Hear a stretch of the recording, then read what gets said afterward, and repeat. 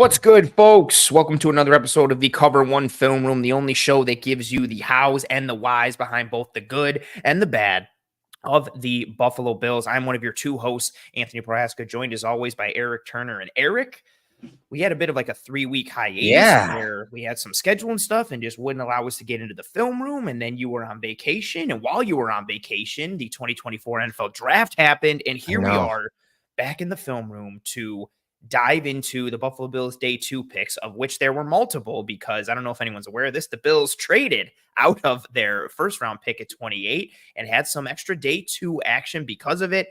Eric, how you feeling after the vacay, after the time off, after the draft? Where's your head at? How's it going?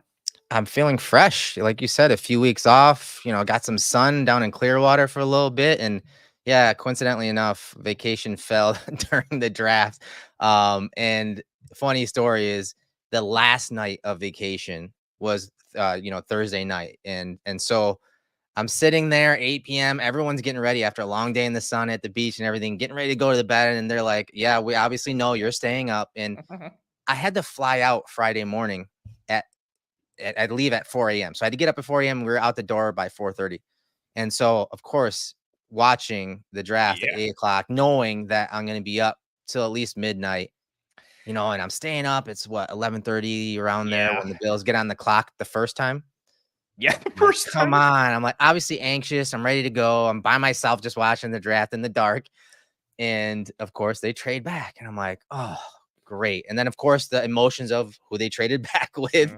And I'm like, whatever. Let's just get this over. I want to go to bed.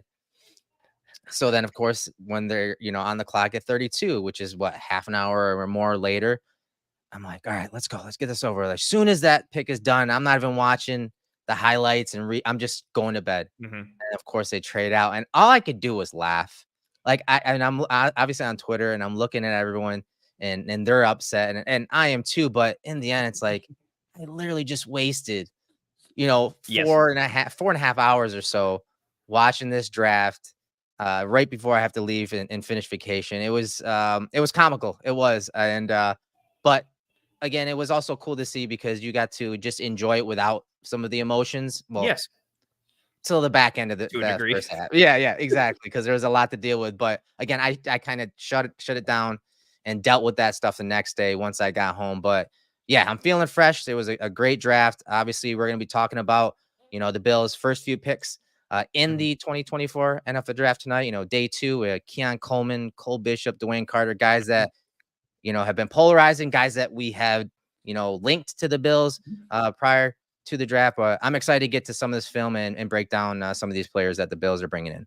Yeah, same. And it was real interesting way that this draft kind of shaped up with the moves. And yeah, I echo a lot of those sentiments. Like I really liked Xavier Worthy, and I was like, man, I think they could take him here. And I was like, oh, they traded out. That's fine. And then I saw who they traded with, and then I saw who the Chiefs took, and I was like, okay. And I also liked Leggett and saw who the Bills traded with, and then Leggett goes. And then you and I were talking offline, just the emotion and upswing of, like I was higher on Keon Coleman than I know you were, and some people were. But I just posted like some stuff when he got picked. It was the same thing. Like, I haven't changed the tweet. I posted some stuff, right? I was like, here's what he does good. Here's his areas of opportunity. And so many people were coming at me of like, no, he doesn't have any strengths. He sucks. This is a horrible pick. And then as the weekend went on and all those videos came out about him that are so endearing, as you said offline, people came back to that tweet and were like, how dare you criticize him? Like, this dude is a winner. He just wants to play here. And I was like, the emotion and the pendulum swing of emotion. Polarizing. Yes, absolutely. Like, and that's what's so funny with it too is, Brian Thomas goes close to where, fans thought the Bills could have traded up, and then the Bills trade out of 28 and theoretically help the Chiefs and gives the Chiefs a player that some Bills fans wanted, and then another one that they wanted. Xavier Leggett goes. And it was just so funny to see, like, I think fans would have been somewhat annoyed with the trade out both times regardless. But the fact that each trade out led to players that a bunch of fans wanted, and one of those teams was the Chiefs, and then to come back and take Keon Coleman, who was a receiver that wasn't on the radar for a lot of Bills fans, aside from people being like, I don't want this guy. Yeah, essentially, yeah. It was a small, like, minority that really liked Keon Coleman. And let's be honest, And some people I really, really liked him, like wide really receiver 5, which I was like, "Whoa," like, okay. strong, and I still had a late second, early third grade on him. Obviously, he went top of the second round, but you know, you watch his highlights, like, I could see why the average fan would love him because his Yeah. acrobatic highlights are some of the best in this class. But I think no matter who they took, whether they stayed and took a wide receiver or, traded back and then took some other receiver aside from Keon Coleman, Bills Mafia was so zoned in on wide receivers and so tied to a cluster of wide receivers in this class. And, they had that emotional connection with a lot of these wide receivers because it's essentially what everyone studied Yeah. this entire offseason. And, the Bills obviously went and, he was their first pick, Keon Coleman was. And so I don't think it mattered who they took. There was going to be some type of reaction. Oh, yeah. And I think that should have just been expected. But man, it wasn't a roller coaster ride because of the ties of the Chiefs. And again, the players that were taken in Worthy and Leggett and even Ricky Pearsall was kind of like, okay, Yeah. he's another receiver that I didn't think would go first round, but he's a guy that a receiver that was taken off the board at the end of the first round. So there was a lot to unpack there, but in the end, I mean, I can see as we'll break down tonight why they went with a guy like Keon Coleman, and especially if you're talking about the injection of and Mm, young players and how they had to kind of turn the page with that. Coleman is 20 years old, just under mhm. 21, which aside from neighbors, he's essentially one of the youngest guys in the class at that position. Yeah. Cole Bishop is just under 22 years old. He'll be Mhm. 22 in October. And then you got a guy like Carter, who we loved. And we'll talk about him later. And we saw him down at the Senior Bowl firsthand. So it was a cool draft, and we're gonna do those other players at the rest of the draft another day. But it was a cool injection of talent, character, and youth, all wrapped into one draft, and really in a draft they really needed to cover some of those bases. Absolutely. And it's funny too how like kind of the progression of picks went on day 2 and these guys were going to break down. Like I went with someone in Coleman who, and I should say this too, and we'll get into it. Like I liked him and he was my wide receiver 9. He wouldn't have been my wide receiver 9 in terms of fit for the Bills. Like, so I Right. went from a guy who I was like, okay. And then to Cole Bishop, who I was a little less okay on because I was like, okay, I can understand that. And then to DeWayne Carter, who I was like, well, this is a fit. Like this just makes sense. Yeah, it And makes it went, sense. it's funny how that order went in terms of kind of like less and less. And then finally at the end of day 2 with Carter, just kind of round peg and a round hole type of deal. And it is the youth piece is really interesting, especially when it comes back to the second contract potential and guys being on day 2 you have that 4-year deal and then you Mhm. go from there. But I think the leadership piece is something that we've talked about it on the show. The what went out the door isn't just Mhm. snaps and isn't just schematic stuff and X's and O's on the field. They lost a lot of leadership and a lot of culture dudes in that locker room with Mhm. Poyer and Morse. And, I don't think we talk about Micah Hyde enough that he's also potentially like not coming back. And so, and even for as polarizing as Diggs was, like he was a voice in that room. And so now it's like, what does that next crop of leadership looks like? Looks like, is it Terrell Bernard? Does Rasul Douglas take a voice, or is it Mhm. one of these young guys to establish that new core? And not only do you have the youth and the on the field stuff with these guys, but especially a guy like Carter, especially a guy like Bishop, guys who are known for that leadership, Yeah. and seeing that kind of void existing, especially on the defensive side of the ball with all the changes, also going hand in hand with a bunch of new coaching staff changes on that side of the ball. That makes for a really interesting conversation that I think obviously went into the draft process and pick selection. Yeah, in many ways, it was like a foundational reset, and we're Mhm. not just talking talent. Again, we're talking character, talking leadership.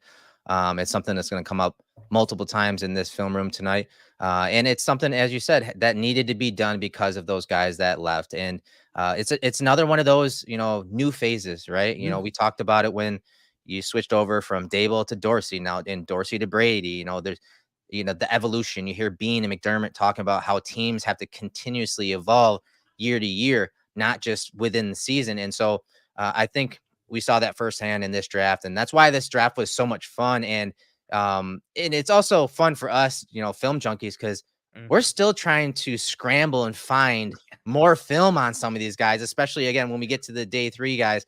Like we're still trying to find more film because we're just we don't like to just put out our opinions on 2 or 3 games. We want to watch as much as we can, but luckily for the guys tonight. We have a pretty good selection of film.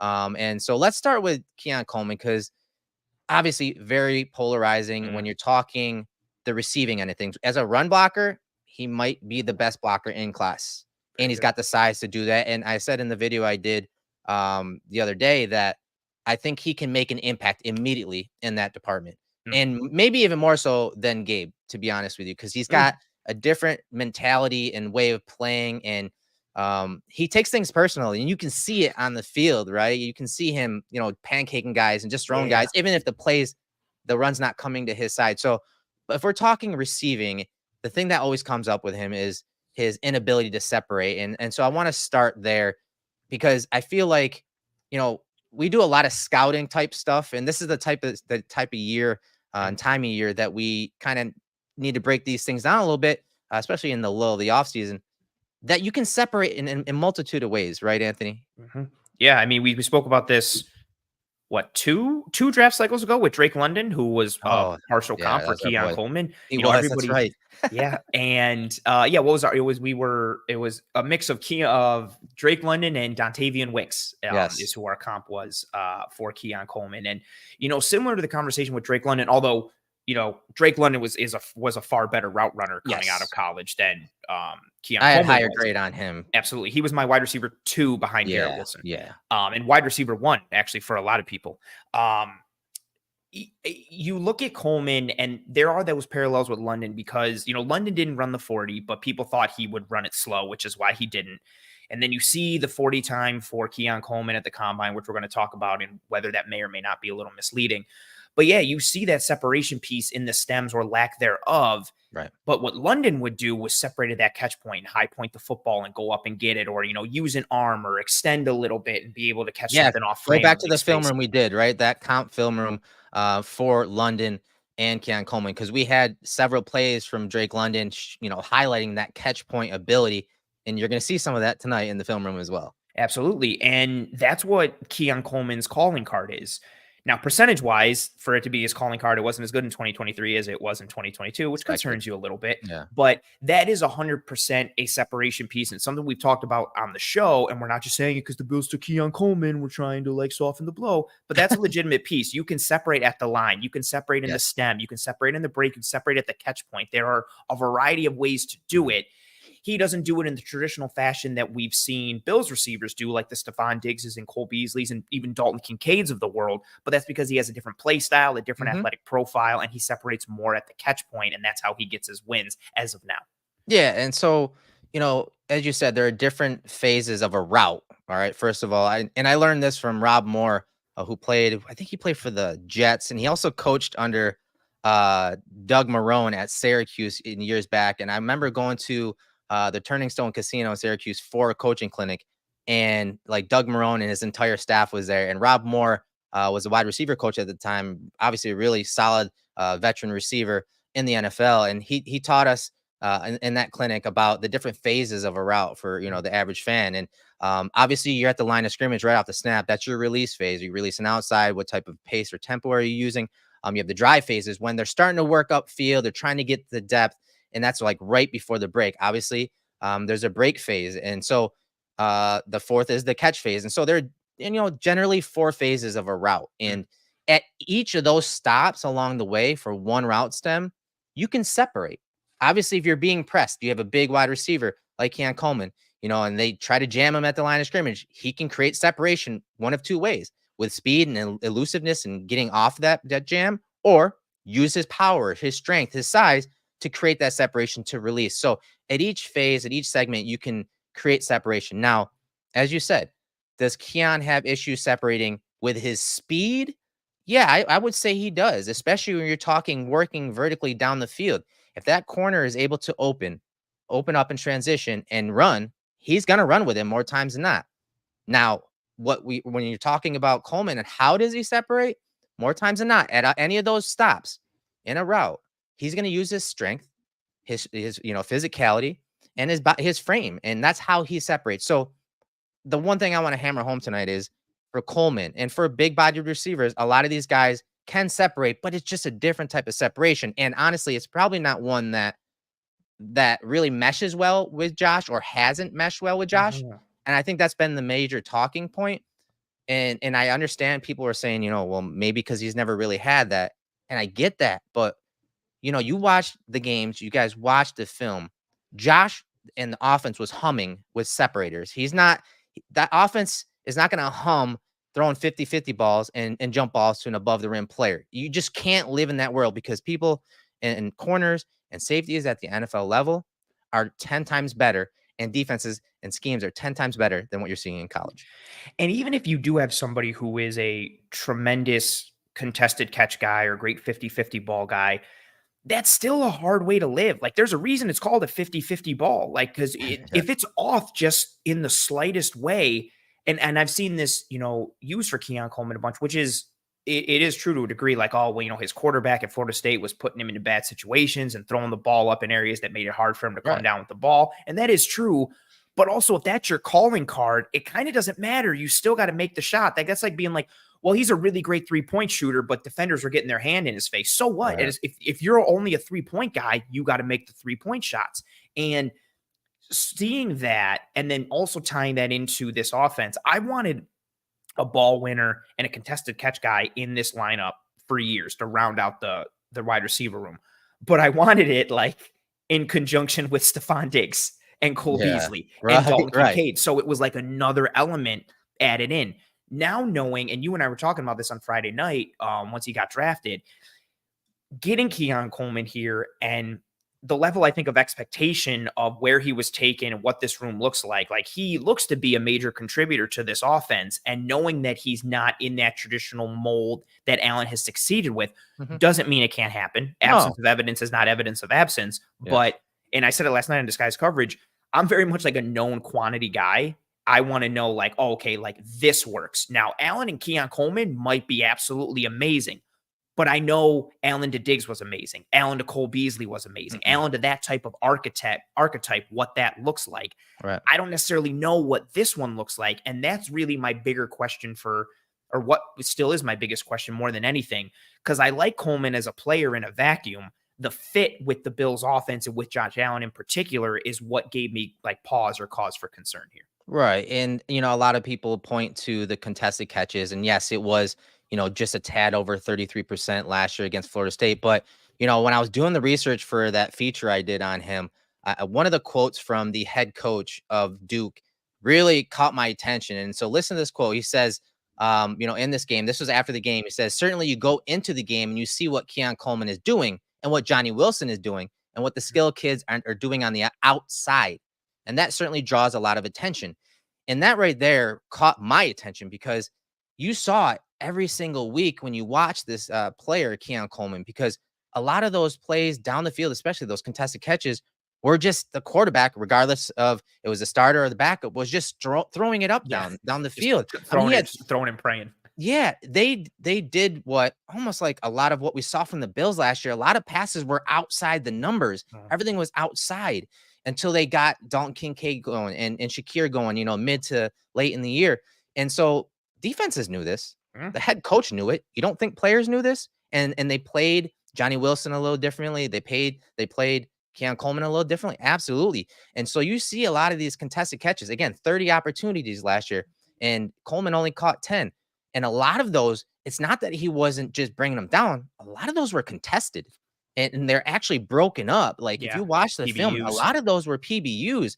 And so again, the coach knew it. The players knew it. They did stuff schematically to keep those receivers, those big body receivers on the outside. Hey, they want to run 50-50 balls all day. We'll let them do that. And that's why we are worried. That's why we have concerns because you can't win like that at the NFL consistently. Like here and there, absolutely. And I think the Bills will have those opportunities, especially if we're talking those plays down the field that we profiled Josh missing. Him trying to float it and use touch, 40 yards downfield. Maybe this changes the type of throw and trajectory that Josh uses. Instead of throwing it like that, maybe he throws it flat. And now he can have the above the rim player from time to time Coleman go up and get it. And so to your point with that contested catch piece, so 33.3% in 2023 at Florida State.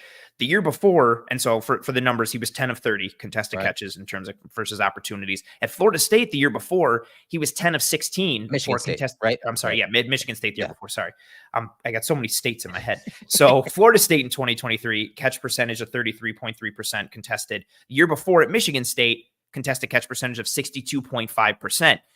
And so it's not like his ability to win in that way fell off at Florida State. It just, the difference for me really highlights, like we're saying, how hard it is to consistently live that way from a contested catch standpoint. If you're playing a corner with length, if the wind isn't great, if the ball is 30 yards downfield, he's got all these targets, like you're saying, that are above 20 yards, and it's just chucking and hoping and praying, and he's got to get positioning at the last minute. And it's just a very temperamental way to succeed, where it's literally kind of like the swing of a pendulum. And even if you are a dude like T. Higgins, who can take a 50-50 ball and make it 80-20, it's a hard way to live consistently. Keon Coleman is a good contested catch guy, but the difference in those numbers from the 2022 Michigan State year to the 2023 Florida State year, I find them so interesting, because he's still going up in the same way. He's just not coming down with them. And that's not because he all of a sudden became crappy at that aspect of the game. It's just because that's hard. It's a hard thing to do all the time. And I had Andrew Stasel. He works for True Media, and he is also, a consultant with us when it comes to analytics. And I had him look up the past 2 years. And again, the numbers are a little different when you're talking percentages, but listen to these contested catch numbers for Keon Coleman and some of the other guys in this class. So Keon Coleman in 2022 and 2023 had an average of 44% contested catch rate. Jalen Polk had a 51%. AD Mitchell had 41%. So actually Coleman was higher than AD Mitchell over a 2-year span. Brian Thomas Jr., 48%. So he was 4% higher than Coleman. And then Xavier Legette was at 42%. So just gives you an idea, like he was on opposite ends of the spectrum, no doubt. Michigan State to Florida State. But again, as I profile, like a lot of that had to do with the scheme. And a lot of that had to do with the quarterback. It was ugly at Florida State, and you wouldn't expect that going from Michigan State to Florida State and having like a worse situation. It was ugly. Right. And someone posted in here in the chat room about, here, let me bring it up. Charles said, what type of route tree do you think Brady gives Coleman in year one? And this kind of sparked, something for me. A thought for me is that I do think that they're going to try to get him those goes. They're going to get him those curls or stop routes, those 50-50 back shoulder balls that Allen and Diggs were money on in 2022. Just think about that. Even early in the year against Ramsey, Diggs just smoking him, throwing him by. Like Coleman can do that. He can do that. Again, we just have to find out if, when he plays against higher profile corners, if he can do that, because that hasn't really been seen all too much. I know you posted some reps against Deonte Banks, who obviously was a first round pick. I do have to see if he can do that consistently. And of course, he's got time. He's young. That's going to take some time. But I just think that, like, you have to take that context into account. The scheme, what they're asking of Coleman. It was a lot different in that Florida State offense than at Michigan State. Yeah, and I not even almost, like, I liked the Michigan State stuff, like, better than the Florida State stuff. Like, the routes he was running, even some of his movement. Also at times, and I don't think this is correct, but I felt like he looked lighter, to the point that I looked up his height and weight. I was like, is he like 5 to 10 pounds lighter here? But he was the same height and weight listed, at least at Michigan State, that he was at Florida State. And yeah, just, it really wasn't an ideal situation. But you see the athleticism, you see the size, and that's a piece I wanted to talk about quickly and share my screen here. Because, we've talked about it so much on Twitter. People are talking about it, is he slow, yada, yada, all these pieces. Yeah. And do you see it? Is it not sharing? Let me see here. There we go. Okay, cool.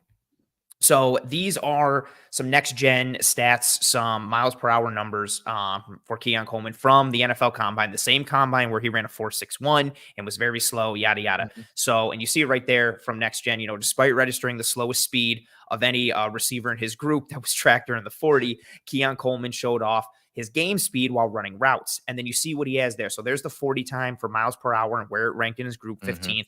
But look at his miles per hour on a slant, 19.45. That was third. Miles per hour on a dagger, 18.10. That was fourth. Miles per hour on a go, 21.71, which was tied for second. And then 18.47 on a slot strike, which was second. He, at that combine, and it was talked about then, especially with the gauntlet, he played much faster than his 40 time suggested. And I think even when you watch on tape, like, I didn't expect him to run a 4.6. I thought he'd run, I didn't think fast, like, because he's not a burner. I thought like maybe mid to low 4.5s, but he plays faster than 4.61 for me at least. And regardless of that, do not conflate the 40 time with him being unathletic or being this plotter. I can't tell me how many people have been like, oh, he's Kelvin Benjamin 2.0, same guy, because they're both from Florida State and big and slow. Don't conflate that one test, that straight line speed aspect, with who he is as a player, because there really is athleticism and agility to his game for being, in the 6'4", 213 pounds range. And, some of these next gen tracking pieces really show that and highlight it from the same combine where he ran the slow 40. Right. And you're going to see some of that in the film room tonight. And it really opens up that conversation about time, speed. You heard Bean call it playing faster. So you got the 40 and all those drills and all those measurements at the combine and pro days, and you're stacking that information up against what you see on film or what the scouts saw in person, which is very important, as we see every year when we go down to the Senior Bowl. Yeah. It really brings that conversation of time speed versus play speed and game speed. And I will agree with Bean and everyone else. They've said it too. He plays faster than his actual time speed. I think that is kind of universally agreed. But there are certain situations where that time speed does matter more than play speed. If you're running a lot of go routes, it can matter. If you can get off the line and run by a guy because you're faster, that matters. Brian Thomas. Yeah, exactly. Yeah. That matters. But that's where we need to differentiate between that time speed and play speed. Play speed is, hey, you run this 40, slow or fast, whatever it is, but you have the mental processing side of things. You can read a coverage. You can read a leverage. You can, do all that while you're about to catch the ball, as you'll see in the film with Keon Coleman. Like, that is the combination. Play speed is a combination of that time speed, that suddenness, those the vertical, the broad, all those explosive drills, all of that paired up with mental processing and how you can ID things. And that's why you hear him, hear guys say, Coleman can play faster. And I just want people to understand that there is a big difference in certain situations. One is more important than the other, especially if you're talking a guy that really lives and dies by go routes and stop routes and curl routes. Those things do matter, but again, to a different degree, and how he's used within the offensive scheme. And especially if you're in an offense that is trying to create space in the short and intermediate underneath for Dalton Kincaid or Khalil Shakir, maybe, Curtis Samuel, you'd like to have more of a field stretching presence potentially that isn't just like, well, he can get vertical and then we'll just throw him a goal ball and he'll win a contested catch piece.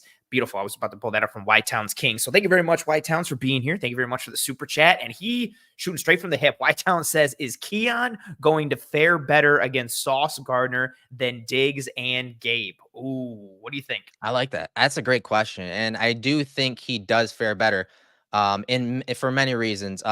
Diggs, obviously, he had a little more shake. He had a better release. But the long arms of Sauce gives a lot of wide receivers problems, right? Yeah. And especially the last couple of years, Diggs and really all the Bills receivers have struggled at times when not press, but jam and length. And so I do think that he does fare better, especially Gabe. I think he's overall a better prospect than Gabe was, especially coming out. I do think they share some of the same traits, but in most areas, I do think Keon is better, especially if we're talking athleticism, if we're talking, those, contested catches, going up and getting the ball. I said they're pretty similar in the run blocking angle, but I do think the ceiling is higher for Keon. But yeah, I do think it's a better matchup when you're talking about Sauce Gardner with his length, his ability to read concepts and routes. I'm excited about that matchup, to be honest. And so that's a really, I love that question. And yeah, I kind of echo that. Sauce Gardner is, listed at 6'2", 3.25", 190 pounds, but he's in the 94th percentile for wingspan and the 96th percentile for arm length. And then you have Keon Coleman, who's 6'3.25", 213, 68th percentile for arm length, 55th percentile for arm length, 68th percentile for wingspan. I do like the idea of like, instead of matching like technique with technique of Sauce versus Diggs and having the length, disadvantage, I kind of like the idea of Keon Coleman just being like, yo, bro, just run through him. Just He's two-hand got the gangster release. mentality too, right? Yes, He's got that alpha mentality. just chuck him off the line. That the Brendan Rice gangster release that we saw at the Yeah. Senior Bowl. Just like, don't get cute and try and stab and shake or do any kind of hop at the line. You're bigger than him. You're stronger and thicker than he is. Bully him off the line. And that's also like, from a styles make fights, that's a really fun aspect to watch. Like the technique of Sauce Gardner versus like the potential bully ball idea Right. of what Keon Coleman could be.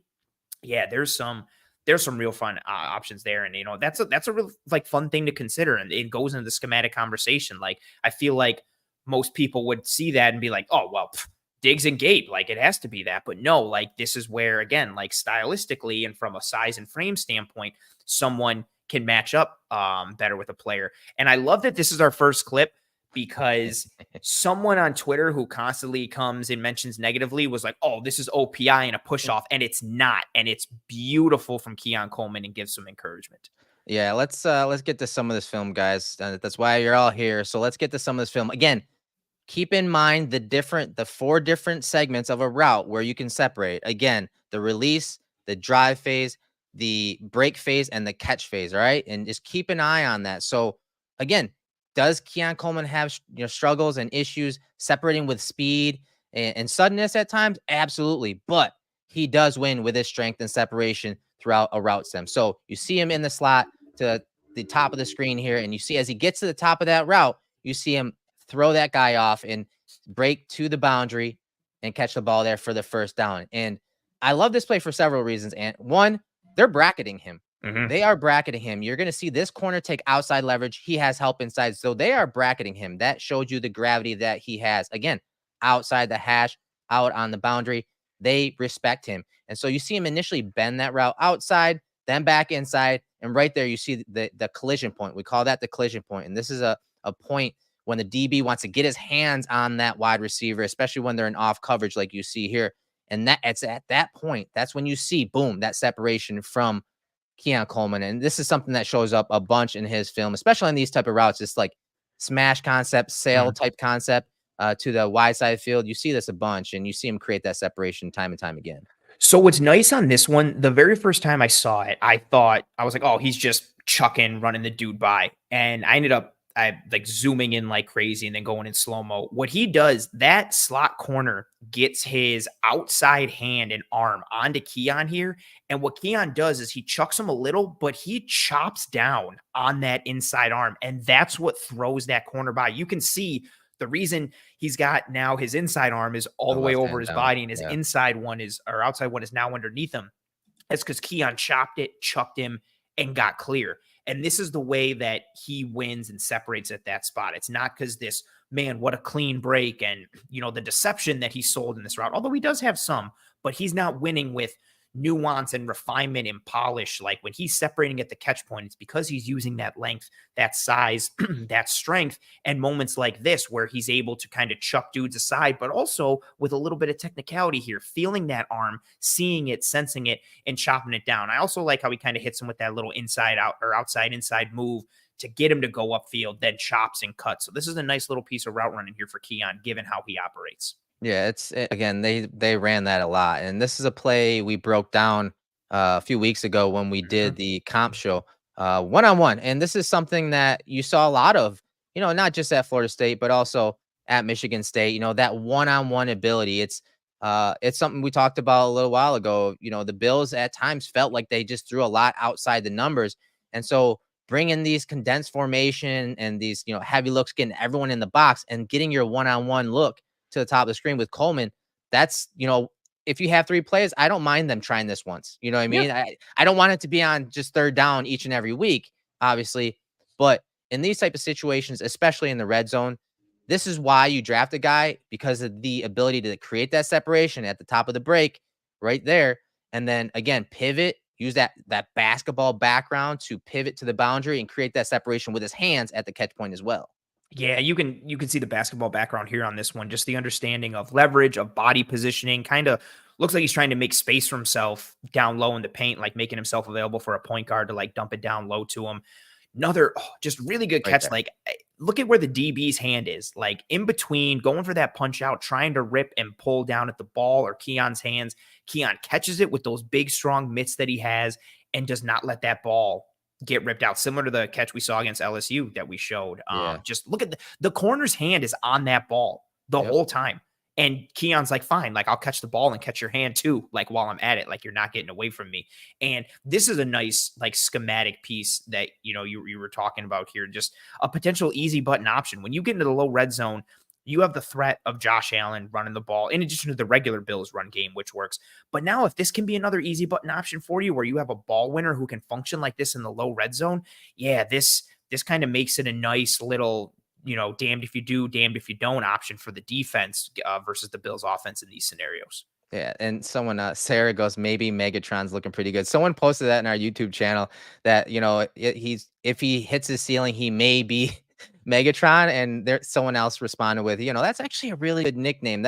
I was cracking up when I saw that, and so and Yeah, Sarah no one's brought ever it had to our it. chat now. So here's one against LSU. Obviously, really good competition. Slot fade, top of the screen. Again, watch that concentration and that strength towards the end zone here, right at the goal line. And this again, it's tight coverage. You see him running a slot fade. It's tight coverage, but what does he do? He creates separation with his length, with his frame, and creating separation at the catch point, and then the catch radius right there, and strength at the catch point to bring it in. So again, it's just a different type of separation, and it's one that I would say overall the Bills really haven't had in the offense, and we saw some of it with Kincaid last year, but now having this type of ability on the boundary is nice. Even though I gave the Bills flack for drafting a guy like this because I don't think he meshes quite well with Allen. But I will admit that having this on the boundary to bail a quarterback out from time to time it's a good asset and weapon to have. Absolutely. And that's why I wanted it like in addition to Stephon Diggs and Dalton Kincaid and these other Yeah. pieces. Like it's Right. a nice option to have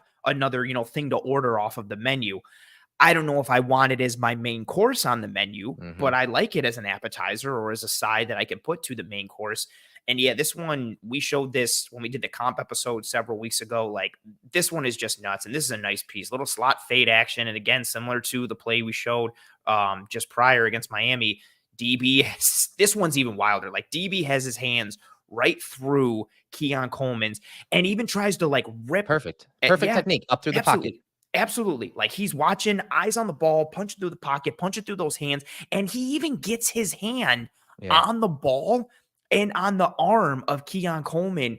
And Coleman still wrangles it, brings it down. He's catching it while catching the DB's arm. Similar to the previous clip where he's like, cool, I'll catch your hand with the ball. He recatches this and locks that DB's arm into it at the same time. Like the grip strength, the hands. And you saw some of this in the combine at that gauntlet drill. Like when the Mm-hmm. ball touched his hands, it was just no movement. It just hits those mitts. It's like it's just nice and secure and snug when the ball hits his hands here.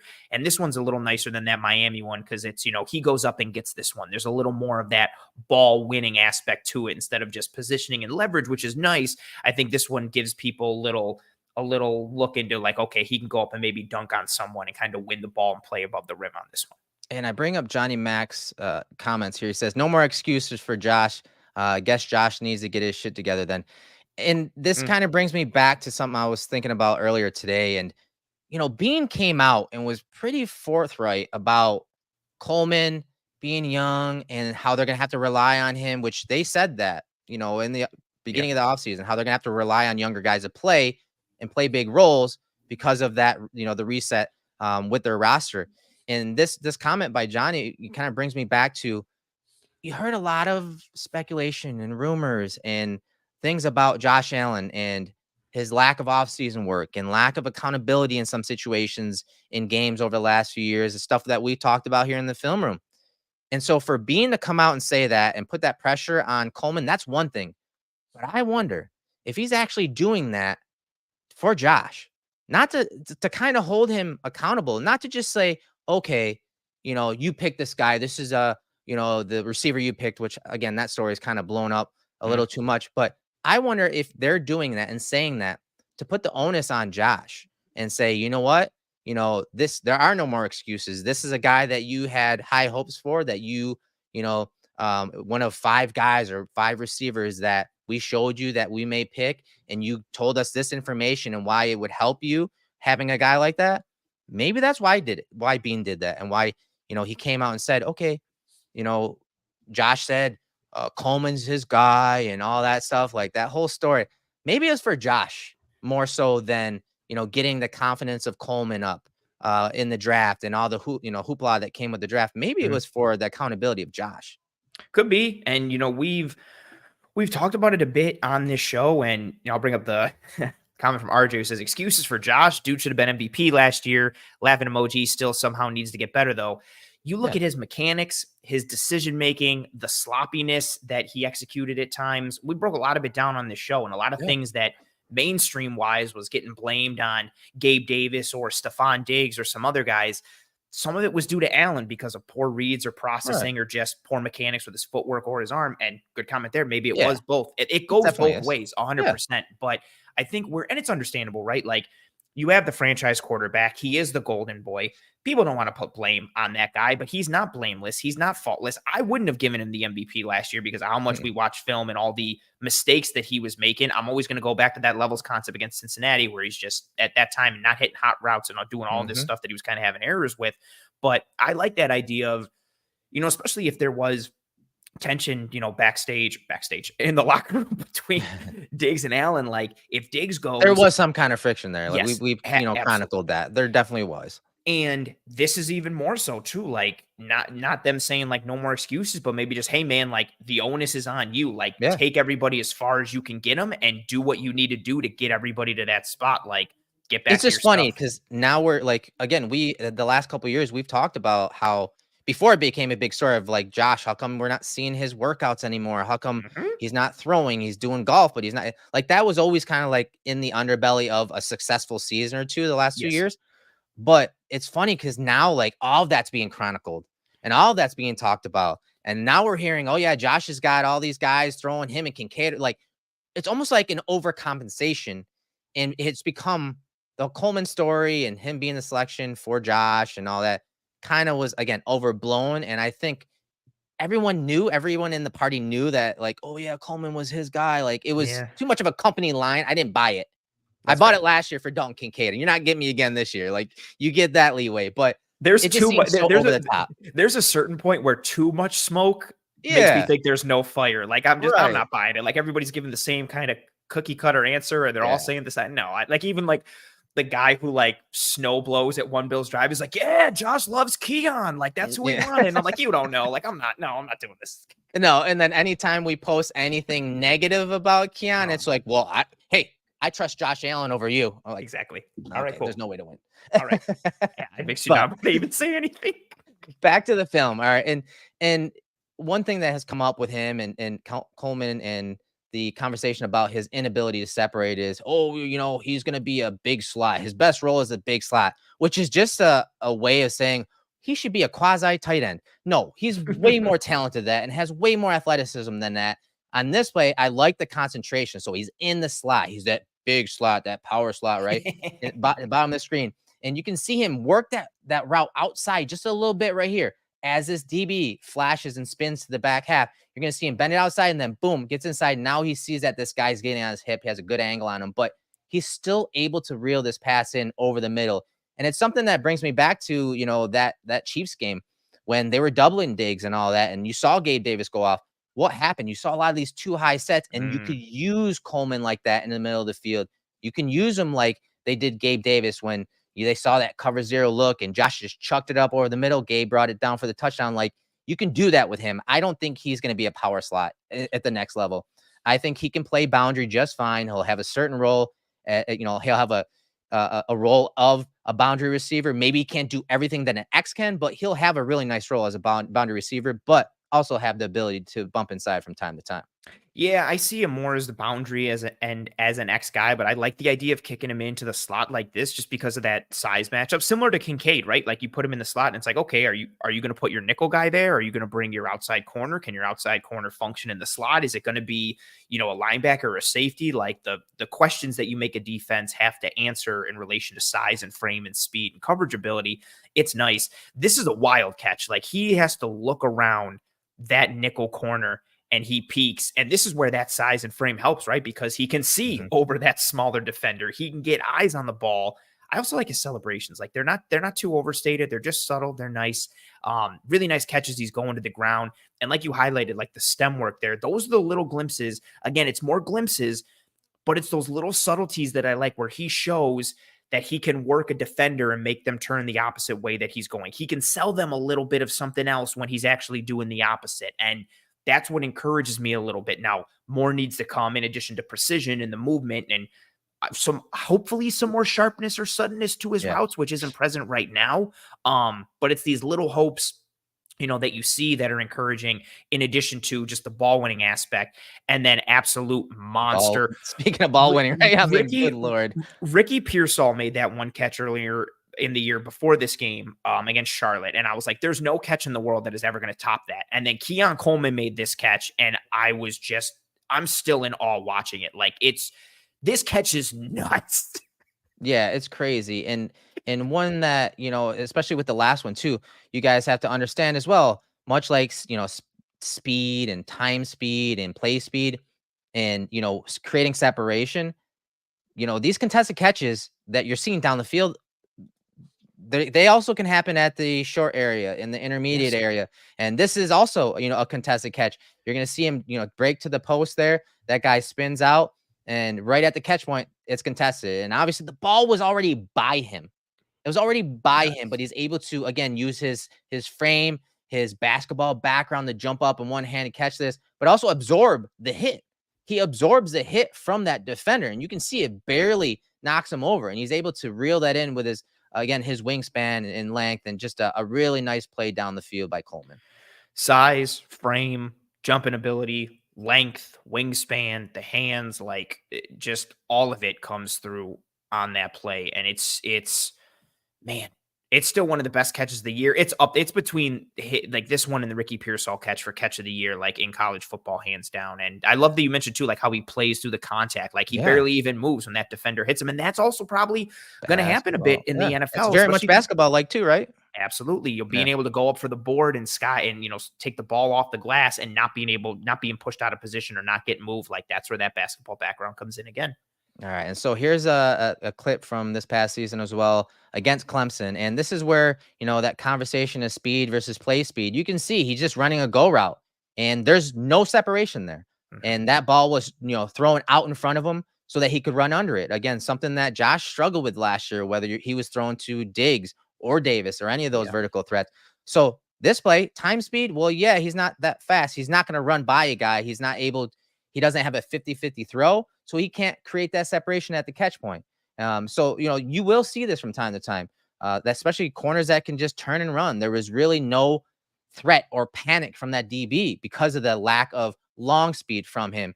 But now, later in that game, what happens on this play? You're going to see it right on the fringe of the red zone. Again, look at the formation. Are these two tight ends right here? I think there's two tight ends right there. Crazy. You're bringing these guys into the box, single high safety. You think the Bills want to run some of this? Tight formation, condensed formation. You get a separation at the catch point, one-on-one with Coleman on a 50-50 ball, one that was placed much better. And Anthony, you see Coleman bring it in, snatch it out of the air, and then protect it away. You see the separation right there as the ball's dropping in. Catch it, and then turn his back to that guy to protect the ball for the touchdown. And this one's nice too. This one came in overtime against Clemson. This effectively won the game for Florida State. And, again, ball winning, like you highlighted everything. I just want to highlight, again, like you said, like the schematic component of it, like the 12 personnel aspect and the defense in a single high look. This is something that the Bills regularly could see, especially if their ground game continues to work under Joe Brady like it did last year. Heavier personnel or just the presence of the run in general. And you highlight everybody there. Yeah.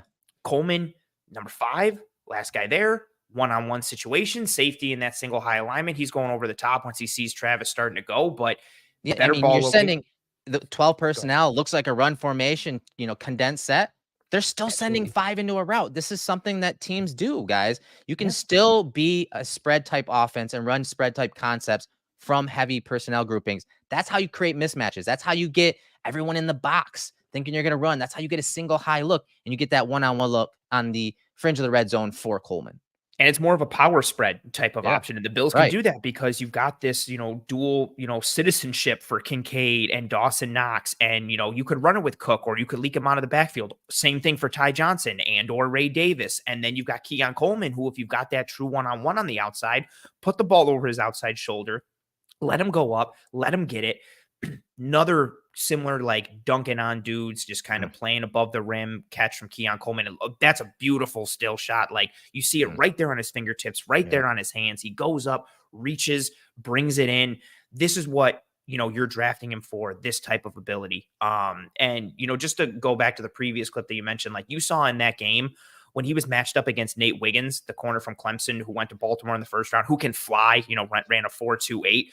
You could see the lack of the lack of fear in Nate Right. Wiggins when Coleman was trying to press him vertically. He was just like, no, like I don't care. But then when Coleman would get in his kitchen and try and play physical with him a bit, that's where he would start to win.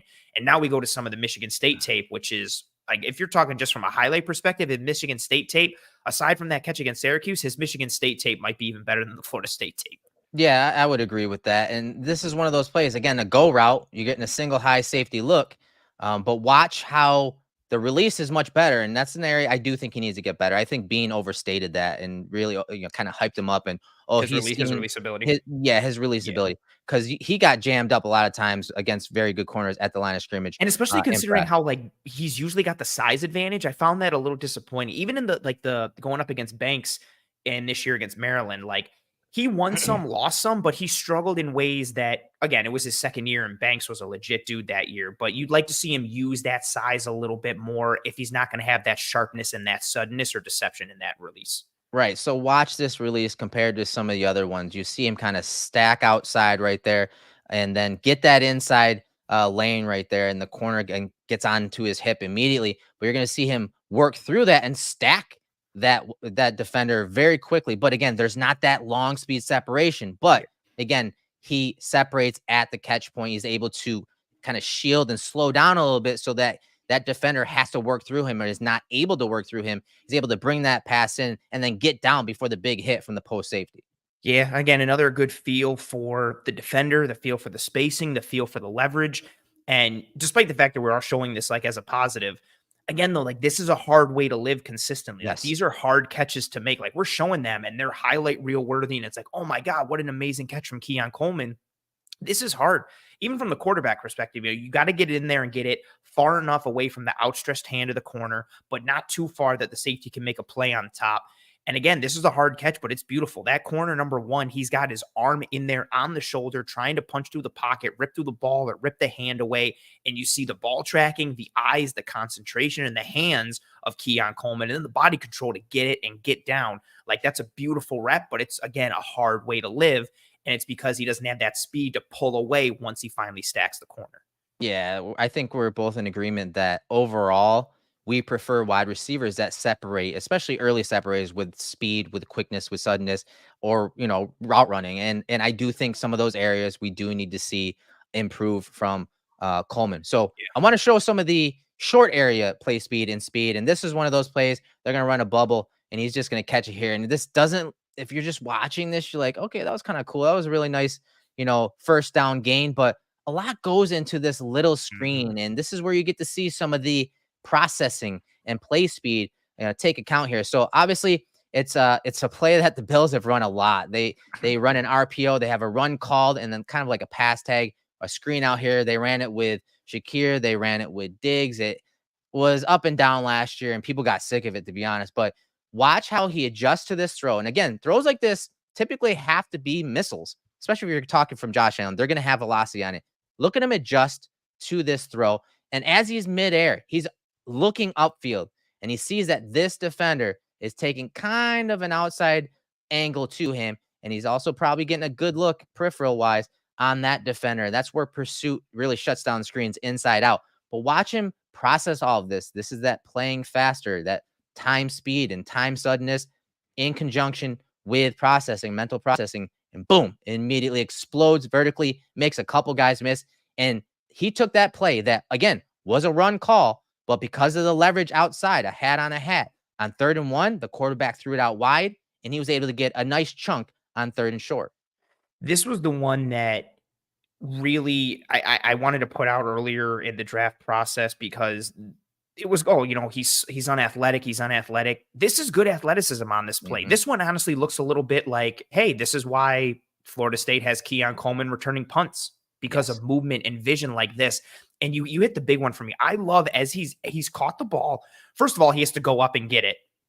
So he goes up and gets it. And as he comes down to the ground, like you said, he's got the peripherals. He's eyeing that apex coming through. It's the burst, it's that explosion upfield where he's able to split the block and that apex defender closing down. And then because he has the size and frame, all that defender can do is get an arm on Coleman and it's an easy broken tackle. And then he puts his foot in the ground and then he cuts back and then he gets upfield. Like you see some vision, you see some Mhm. athleticism, you see the catch radius, the frame. These are those examples of he's athletic. Like he's not a plotter. He's not, Gabe Davis in this regard or Kelvin Benjamin. Like you see the athleticism play in these short area pieces. And again, goes back to why he was able to play Michigan State basketball for Tom Izzo and why he was able to return punts because he has that athleticism in addition to the size and frame and ball winning pieces. All right, so to kind of wrap up this segment, so I want to ask you, what's his role going to be next year? Starter, role player, depth player? What do you see him, how do you see him contributing in year one in the Bills offense? I think from a snap share perspective, it'll end up going into like starter, but I see him more as like a role player. I think this offense is going to funnel through Dalton Kincaid in terms of target share and being the guy. And then between Curtis Samuel, Khalil Shakir, and Keon Coleman, each have little different buckets and kind of areas that they play to in that basketball lineup at wide receiver. So I think from a snap share perspective, it'll be starter, but I see him more as a role player, especially early on. Just given where he is with his skill set, where his strengths are, where his areas of opportunity are, and then maybe potentially building on that, we see some more legitimate, like high wide receiver 2, wide receiver 1 stuff as we get into year 2, year 3, and year 4. Yeah, I think that's fair. And for the most part, that's really how, this regime has, kind of, Mm, preferred to bring their guys along, especially if you're talking about this guy's age and playing in again the offense that he played at Michigan State, yeah. then Florida State, and then obviously coming here. I think early on, I do think they'll use him in a lot of the X roles. If they're in a 3-by-1, he's going to be on the solo side by Right. himself. If there's a shot play, they're going to have him in there.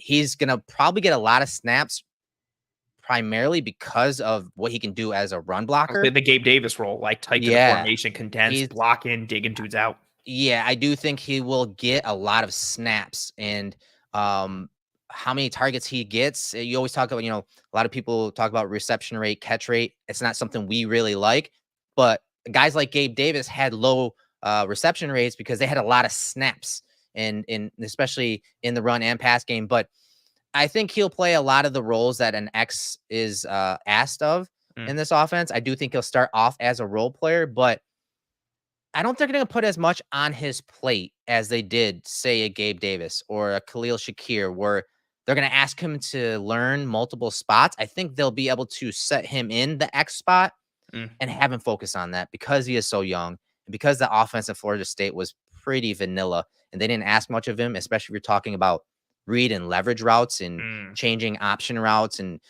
those type of things. He did more of that at Michigan State. On his own account, he admitted that. But I think he'll start off as a role player and then they'll again kind of bring him along.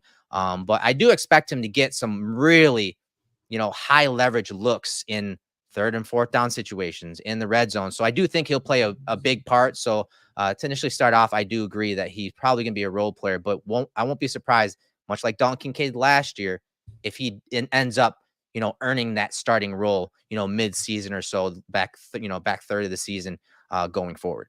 Yeah, I'm really interested to see what his trajectory is, just given what he looked like at Michigan State versus what he looked like at Florida State. And yeah, not to continue to bag on Florida State, but just like kind of what we showed here is basically everything he did at Florida State. Like there Yeah. wasn't like it was very simplistic in terms of what was asked of him and even Johnny Wilson too, like their offense and what they did. And now how much of that is due to the limitations of the player versus the limitation of the scheme or structure of play calling is something that we'll see going forward for Keon Coleman here. But yeah, it just I'm very interested to see how much of it was, absence of evidence is not evidence of absence. And then getting him into an NFL team with NFL coaching and what can they do with his route tree and all those pieces. This is an aspect too that Pops asked that you bring up. Mhm. How is Coleman at getting open when the QB has to scramble? He moves, he works to try and get himself open. And then you still have the ball winning aspect if the quarterback tries to like chuck it up if he's not just openly finding space. Yeah, I do think that he's very good in the scramble drill. He recognizes when the quarterback is going to scramble and to what direction.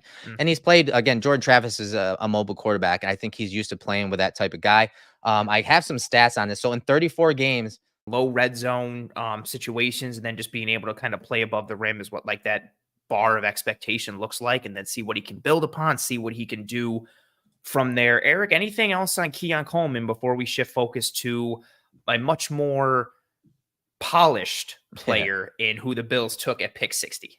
No, that was it's fun. And if you guys haven't had a chance, get to the YouTube channel after this show. I did a film room feature on Keon Coleman, talking about his journey through high school, the transfer process, and all that. And then, of course, what he did at Michigan State, at Florida State. A little different than what we did here. Some different cut ups. So if you don't have it, you didn't get to watch it yet.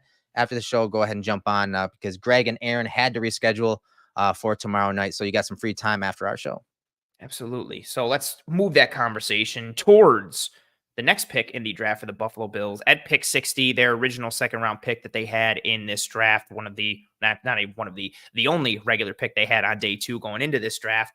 And again, they take Cole Bishop, safety from Utah, someone, who you liked on tape, who we Yeah. were a little disappointed on at the Senior Bowl, but really we said that for a lot of the safeties there because of Mhm. how difficult it is for safeties to make Yeah, plays. all-star events that Yeah. it's tough to stand out in a positive way, Yeah. aside from matching up with tight ends, which they do a lot of, and which he does a lot of, and Yeah. actually is improved in that area. Absolutely. And so he comes in with an interesting skill set at Mhm. a spot in this draft where the Bills could have gone in a multitude of other ways, but it seemed like he was the guy on the board for them. They wanted him, they went and they grabbed him. What are your thoughts here on Cole Bishop to the Bills at pick 60 in round 2 of this draft? Now, we talked about at the top, he is one of those guys that was brought in because of his leadership, his experience, his knowledge. He initially committed to Duke, so obviously from the shoulders up, he's a smart Mhm. guy, and you'll see that on some of the film. We talk about the communication thing, but he did switch, obviously, over to Utah because of the pedigree of defensive backs, especially at safety that they put out. I mean, the Bills were linked to Julian Blackman, just a That's right. few weeks ago, right, in free agency. There's a lot of good safeties that come out of school, and especially even at corner. You're talking about like Jalen Johnson and whatnot. Oh, yeah. That scheme at Utah the last few years is kind of like Iowa. It is almost like identical to what the Bills play. So translation wise, I do expect Bishop to play fast. Especially early on if he does get a lot of reps. But Mhm. another captain, 35 games, 29 starts, versatile. I mean, you're going to see some of these alignments, Anthony. This is what's fun and why he kind of fits the Bills scheme. You're going to see him in the box sometimes. You're going to see him as a post safety. You saw him on the edge sometimes as a force player in the slot. As a corner. He's everywhere and he can do a little bit of everything. He's very balanced, which is why not just schematically and from the shoulders up. He's a really good fit for the Bills defense. Yeah, and you mentioned just the versatility from an alignment perspective, from a responsibility perspective. 3-year starter at Utah, so a guy who has the experience on the field, the experience between the ears. Like he's not going to get a lot thrown at him that he hasn't seen already. Some other nice stats for him from our buddy Kendall Mursky, who pulled some stuff. He had a 3.55 average depth of tackle since 2021. That was the 3rd lowest amongst FBF safeties with at least 500 plus run defense snaps. He had 19 tackles made at or behind the line of scrimmage since 2021. That was tied for the 3rd most amongst FBS safeties. And he has 48 run stops since 2021. That's tied for 7th most amongst FBS safeties. And you just see what he's able to do around the box. It's really intriguing. And I wonder what his role is early on, what he becomes long term. I like him, not in a horribly negative way. I like him less the farther he gets away from the line of scrimmage because of what he can do around like the box, like that Mhm. apex slot. They're blitzing him off the edge. They're playing him around the box. Like I like him as this robber buzz safety type who plays anywhere and everywhere around the line of scrimmage, around the box. You see that versatility, the quickness, the processing really show up for him. And yeah, he does have this interesting skill set that I think out of everybody, I'm interested to see maybe for him the most what his role looks like as a rookie. Coleman a little as well, like we talked about, but I think it's somewhat more defined. Mhm. Bishop's is really interesting. And then, you have his RAS scores up here in comparisons to Hyde and Poyer. And I think that starts to put some things in perspective as well. Yeah, and we're gonna talk about it more probably in the next show with the day 3 guys, but Bishop is I mean, they went on a limb. They said they wanted to trade up for this guy. And if you look at his measurables, he's more athletic than the two, superstars that played before him in Yeah. Hyde and Poyer and in almost every category. And so obviously the Bills really like this guy. And for Bean and McDermott, Babbage, and everyone on that staff to kind of fall in line, as they said, for Bishop, it really says something because if there's one position, I don't care who they put back there. It's probably a safety, maybe a corner after that, because I just trust this staff to develop players at that position, regardless of where they're taken in the draft or as an undrafted free agent. But more importantly, I think they are very good at putting the scheme in line to put those guys in positions to succeed, whether they're playing single high or two high looks. And so it's just interesting to see the kind of, I don't know, they're breaking away a little bit from the archetype. And again, they're definitely breaking away when you're talking about investment in a guy in the draft and getting a safety like Bishop there in the second round. Yeah, the getting a defensive back in general, but a safety like early on, Hmm. and especially given the other needs and potential guys that were available at that spot. And then again, yeah, how much of a departure he is from a measurable standpoint, similar kind of in a way to someone who we'll talk about in the next episode, like Javon Solomon, the edge Yeah, they took from Troy. Like it's interesting to see how, is there some philosophical archetype type change in thinking going forward? And Bishop, really plays to that athleticism. I don't think the one thing I don't think he plays to like the 4.45 speed. I was shocked that he ran that at the 40, but it was awesome for him. I think it really helped him. And I do think they're like I get worried at times with like his change of direction, especially deep, or like almost like he's got like some stiffness to him. But overall, you see that athleticism play on tape with how he moves, his trigger, his eyes, his processing. Again, I think it shows up the most in those close quarters in and around the box, which is why he was used anywhere and everywhere. Like hmm. Utah's tape was so fun, especially with like him and Vaki, the other safety for Oh yeah. Utah. They're everywhere. You're trying to figure out like, okay, are they both deep? Is one of them deep? Is one of them like as a linebacker at the And they second play level? so fast off each Yes, other. fast Yeah, and violent, like yeah, everything they do. What was interesting, not to get off Bishop, when Vaki got drafted, he was announced as a running back, yeah. which I thought was very interesting because which is Mhm. a fun piece. But I like what he did on defense, and yeah, just that defense, their mind, their mode. I think a lot of it started with what Jonah Ellis did up front, but Sure. then Vaki and Bishop on the back end were the leaders and the tone setters of that defense. And that defense played fast and angry because that's how Cole Bishop and Vaki played. And it was really fun to watch and try and also figure out where the hell they were on every snap. Yeah, and like you talked about earlier, he matched up with tight ends a lot. It's something he talked about and thought he did a really good job of. You heard the story about him, getting the best of Kincaid in practices. And that's also why you talked about the stats from Kendall about him making those tackle for losses and the average depth of tackle. Because again, he was in the box a bunch Hmm. over the last couple years, and a lot of times he was matched up in man coverage, and that tight end was attached to the formation, and so anytime he saw a run fit or run blocking happen, he would trigger. He would trigger. It's one of his best traits, whether he's coming from deep or whether he's again in the box or on the fringe of the box. He triggers downhill and he finds creases to make tackles. Now he does miss a good fair amount of tackles as Yeah. well, and I think a lot of that has to do with again, him playing fast. It's something Yeah. that you see with the Bills defense all the time. They play 100 miles an hour. You see Taron Johnson miss some tackles. It happens from time to time. But I also think that play strength can be better for a guy his size, especially when you're talking NFL tight ends, guys that can block, those wide tight ends on those short, yardage situations. He can get taken to the cleaners a little bit. But when I did the research on him and I looked at several articles the last couple days, and I just saw so many of his teammates, former teammates, coaches talk about how this guy is a film junkie, and you hear that from time to time. But when you hear it from multiple sources on different levels of a defense or coaching staff, there's got to be some truth to that, and you can kind of see that again on the field, as you'll see when we get to the film. But listen to some of these quotes from, his defensive coordinator, first of all, and then a guy that he played with, RJ Huber. So his defensive coordinator, Scally, said, he's everything you want. You can go in the safety room right now, and he's watching film. His former teammate said, we just got out of practice, and he was like, we're going to watch practice, film practice right now.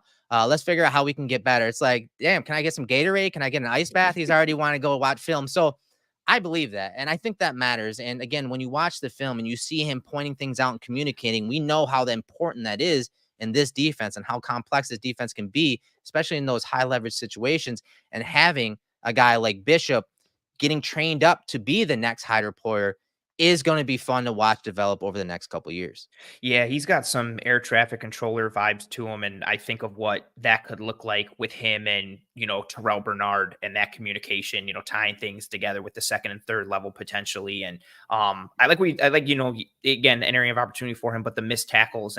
But I think that's tied, like you said, from a positive piece. He triggers so fast and is so aggressive, and sometimes it gets him in bad position. I also think that ties to one of the measurable pieces that is somewhat concerning for him, 29.75-inch arm length, which is the 3rd percentile. And then his wingspan is 73 5/8 inches, which is the 17th percentile. So he's got a little bit of a T-Rex situation there. And that's honestly, like, not even to make a joke, that's how I always spotted him on tape. He was usually wearing long sleeves, and then I'd look for the dude with almost that Eric Weddle type build. Ironically, another safety. I love that name you just mentioned, because that's a guy that I thought of when I watched Cole Bishop. Same. That's my ceiling of what I think he could be if everything. And that's a lofty ceiling, because Weddle was a hell of a player. All pro safety.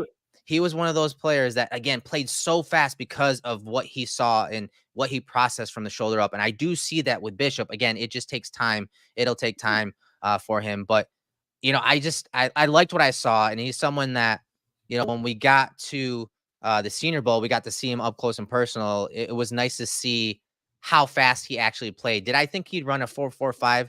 No, but again, you could tell he played fast, and sometimes to his detriment. But I thought he was a really good player. We super chat real quick from Nub Animator. Appreciate you being here. Thank you very much for your presence and being here live, the comments and the super chat, and then the comment as well. Nub saying, love your work, guys. Yeah. Appreciate y'all being objective, even though y'all are taking flack for it. We appreciate that more than you know. Thank you very much. Yeah, no, that's I'm glad you recognize that, because it's something that we have to deal with from time to time. all the time. Yeah, all the time. We're either not harsh enough or we're too harsh, and it's too harsh or homers, one or the other. Exactly right. Like, what let's jump into the film now, Ant. So I talked about, again, how he watches all this film, and you see it on film. So he's on in-man coverage to the tight end of the bottom of the screen. You're going to see as that motion happens. And guys, if you don't realize this, when motion happens, you're going to see, formations change. The coverage is going to change a lot of times, but you can see he's on the tight end initially. And as that motion happens, he's communicating to the guy in trail, hey, I'm going to roll over the top of that wide receiver. You go ahead and take the tight end. And you see him get there to his assignment right on the numbers and take that away. They take away this smash concept right here. Ball has to go somewhere else. It gets thrown to the top of the screen and it goes incomplete. That's the type of stuff that you're going to see on film from him a bunch, communicating prior to the snap, especially when motion happens, which is incredibly important. Being able to process the change in formation, the leverage, and your assignment as the ball is being snapped is very crucial at the next level. Motion is the thing right now. Yes. This type of stuff will go a long way.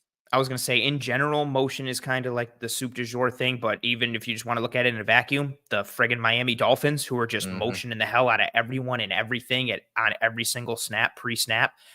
This may seem like I love that we're leading with this clip, because I feel like for most, it might just seem like not sexy or just like whatever, but this really highlights how functional he is in this area, like around the box and in like these low areas, but also just the communication, the recognition, the understanding, the communication, how much of a general he is and what he does from the neck up, like to be able to process at this level and communicate and dictate and then accurately execute based off of what you're seeing and reading with your eyes. That's a huge piece. And I think that, obviously, like we've talked about it a bunch, that was a huge factor in why he went at pick 60, because of what and who he is like in between the years. Yeah, and the other portion of this is the ability to disguise, right? So, that guy's following him in trail to make it look like man coverage. Maybe it's not. And maybe that's what, you saw him communicating to his teammate, because as soon as they drop out there, it's really just cover 3. Yeah, So, again, that communication, that understanding of, hey, this motion, maybe they were trying to disguise this as man coverage, but based on this look, this, 2-by-2 look, they had a cover 3 check. Maybe that's what he's telling them. So that all matters in a vacuum. It all matters at the NFL level because of motion. Again, as you said, being the soup du jour in the league right now. And so his ability to process is very good and it allows him to play fast. We've talked about that. His zone processing will translate very quickly at the next level, but also for the Bills defense. So look at this formation. They have a trips to the top of the screen, ISO receiver to the bottom, but post snap, you're going to see the running back run to the short side of the field. So it's a 4 strong, right? 4 eligibles to the top of the screen. And that, again, zone, as we have seen in the past, KC versus the Bills, they ran a lot of 4 strongs, and Bills did it back to them as yes, well. that's they That did. that can flood zones and that can create stress on zone coverages. But watch as Pearsall is coming across the middle. All Florida is doing is running a high-low right here. So obviously Pearsall, they know who he is, so they jump him. So now look at the depth that he has to come from. Bishop has to come from over the middle to make a play at the catch point. Now, the receiver did drop it, but again, the angles and processing to understand that, hey, they're trying to flood the middle of the field is important. And watch how this passes off. Zone coverage. Again, this guy's coming across the formation. So we always talk about push calls. He's got to bump out. Now, these two are working over the middle. So there's no one in the middle of the field to take away this crossing route. And just look at the leverage that Bishop uses. He's outside leverage on 22 initially, and then you'll see him squeeze. Okay, he's coming into the middle of the field. He's in my area. I need to go break and get it with that other safety vacating out. This is tremendous processing. I know it doesn't seem like much because the guy really dropped the ball, but this leverage and ability to process it post snap versus 4 strong and zone coverage is very special. Absolutely. This is that the route distribution recognition, the understanding of the Yes. coverage, the understanding of all of it. This is an NFL ready coverage and play by Cole Bishop. Like this is what makes him so translatable to the NFL. Aside from his work ethic and everything like that, it's being in these situations and knowing how to respond to NFL style like route distributions, 4 strong, being able to play NFL style coverages and succeed in those areas. And then also from the physical standpoint, 1.52 10-yard split, 76th percentile. You see some of that here. Like once he reads it and decides to trigger, you see the physical juice in addition to the processing and the recognition. When he closes, he's there. He doesn't get there too late because he's too slow or doesn't have the speed. You And I see love those the things. angle, right? Because the ball's Yes, going to be thrown out in front of him. The angle yes. is beautiful. That's the last piece. Like even if so, because he does drop the ball, but I like to think maybe it's just the optimist in me. If 22 makes this catch because of the angle that Bishop takes, he's looking to punch right through the hands. In theory, his head is going to be right on the ball. Yep. His shoulder is on that lower arm, and he's trying to jar that ball loose, which is also nice because we know in football today, college and the NFL, if you look at a receiver the wrong way, it's going to be a penalty. So he's playing through the ball. He's playing through the hands. He's trying to generate a PBU as physical as he can without drawing a penalty. So he Right. could try to take him out low and hopefully that knocks the ball out if the receiver hits the ground, but he's playing to where the ball is going to meet the receiver. And like you have highlighted down there, high leverage situation, 3rd down. Also, I like to think he knows where the sticks are. And so when he sees this route, he's driving, anticipating it. Maybe it's got some film study tied to it. There's a lot to like and take away from this rep for Cole Bishop. Yeah, I love the leverage, the processing, the angle. I mean, it just shows up from time to time, like especially in these zone coverages. Here's another one: single high safety look. Ricky Pearsall, hello, alert, backfield, right? So look at the tight formation. Like something's going on here. What are they trying to do? Post snap. All they're doing is running cover 3. You're seeing the number 1 vacate over the middle, but you're seeing Pearsall come out the backfield. And this is one of those situations like, hey, yeah, more times than not, this guy's going to carry up the sideline on a rail route or up the numbers on a rail route. And with cover 3, some systems ask this flat defender, he's a flat defender in cover 3, to carry that up the sideline. Especially, you can see him squeezing the corner, squeezing on the number 1. And so, Cole Bishop's caught in a bind here, but look at the angle he's taken. Look at how fluid and smooth he is. Watching Pearsall adjusting his angles, calculating, looking at the quarterback, and then the quarterback, he already moved past Pearsall. So what does Bishop do? Stops, breaks, makes the tackle. Like, again, that trigger, that processing, it's fun to watch, man. This is why he's so exciting. He's going to be so exciting to watch at the next level because he has basically everything the Bills ask for at a young age in a safety. And he's got such a higher ceiling athletically than some of the guys that have come through the system. Yeah, that's a really great way to put it. Like his floor is already pretty high because of the athleticism and the versatility, but because of the coverages that he's played already and the experience that he has. So he's got that high floor, and then matching it with what he can be from a ceiling perspective is exciting because of the physical ability that he has and the measurables. You really hit everything. I don't have too much to add. Like, but we see, I mean, we've seen the Bills do it with Cook. How many times do we see that flat defender, kind of take a poor angle, or they go, no pun intended, too flat to the wheel coming out of the backfield, and that running back or receiver out of the backfield just keeps going right up that sideline, takes the angle, gets upfield, and you're beat. We see that rail route out of the backfield all the time now. He takes a good angle, chokes it off, forces the check down underneath, and then what do you do? Like he says, because he's taking his drop with a very good and efficient angle while watching the QB, it allows him to come down and make a play. And again, like you've highlighted, another high leverage situation, third down. He knows the down and distance. He knows the situation. So he's anticipating that check down. Boom, comes up, sticks him, makes a good tackle. This is a really nice play again from the neck up. And again, physical and athleticism, but a nice play from Cole Bishop. This one here is my hands down favorite. Yeah, there's a reason why I put it towards the end. This is, again, a little bit of everything that the Bills do. Disguise. Looks like man coverage across the board. Single high safety look, right? Against USC and then Caleb Williams. But watch what happens post-snap. They're matching. This guy clears out the zone. You're going to have him run with him. So now, you're having Bishop keep an eye on 16. I think that's 16, 15 or 16 right here, going across the middle. You got another crossing route coming over middle. So there's like a little mesh going on here. Watch Bishop process all of this in real time. Boom, boom. I'm coming downhill. Bam, separate them from the ball. Like that is translatable, guys. Disguising pre to post snap. They're matching. And he doesn't just get, drive right on this and attach to that guy. He looks beyond that. He sees next level and he's able to process that, hey, there's a crosser coming here in the red zone. And he just goes and separates that guy from the ball. I love this rep. He detonates on the receiver. Like that's actually, then it's Brendan Rice too. I wanted to confirm. I saw that too. Poor Brendan Rice, who I can't believe he fell to the 7th round. But yeah, that's surprising. Absolute wild conversation for another time. Actually, both these guys I like to a degree. That's Taj Washington, number 16. Yeah, who went to Miami because they needed more guys who can run fast because they don't have any. So he processes that. Like, look where his eyes are and his positioning already. Like he is reading that mesh point. Like he's seeing Washington, Rice through his peripherals, and he's watching Caleb Williams. But because he's got his eyes on Caleb Williams and he's reading Williams through the mesh point there and the route distribution, he's able to drive on Brendan Rice and just takes a great angle and meets him right there where the ball is. And what's nice is you get the hit and the PBU, you see the physicality, but he's going to make a play like on that ball. Again, he's going for the PBU. It's not just let me go make a big hit or let me try and like put a shoulder into somebody and see what happens. It's a physical play, but it's also a smart one to try and knock the ball out. And again, NFL style coverage to leverage the eyes. Beautiful. Again, you highlight and here on this angle.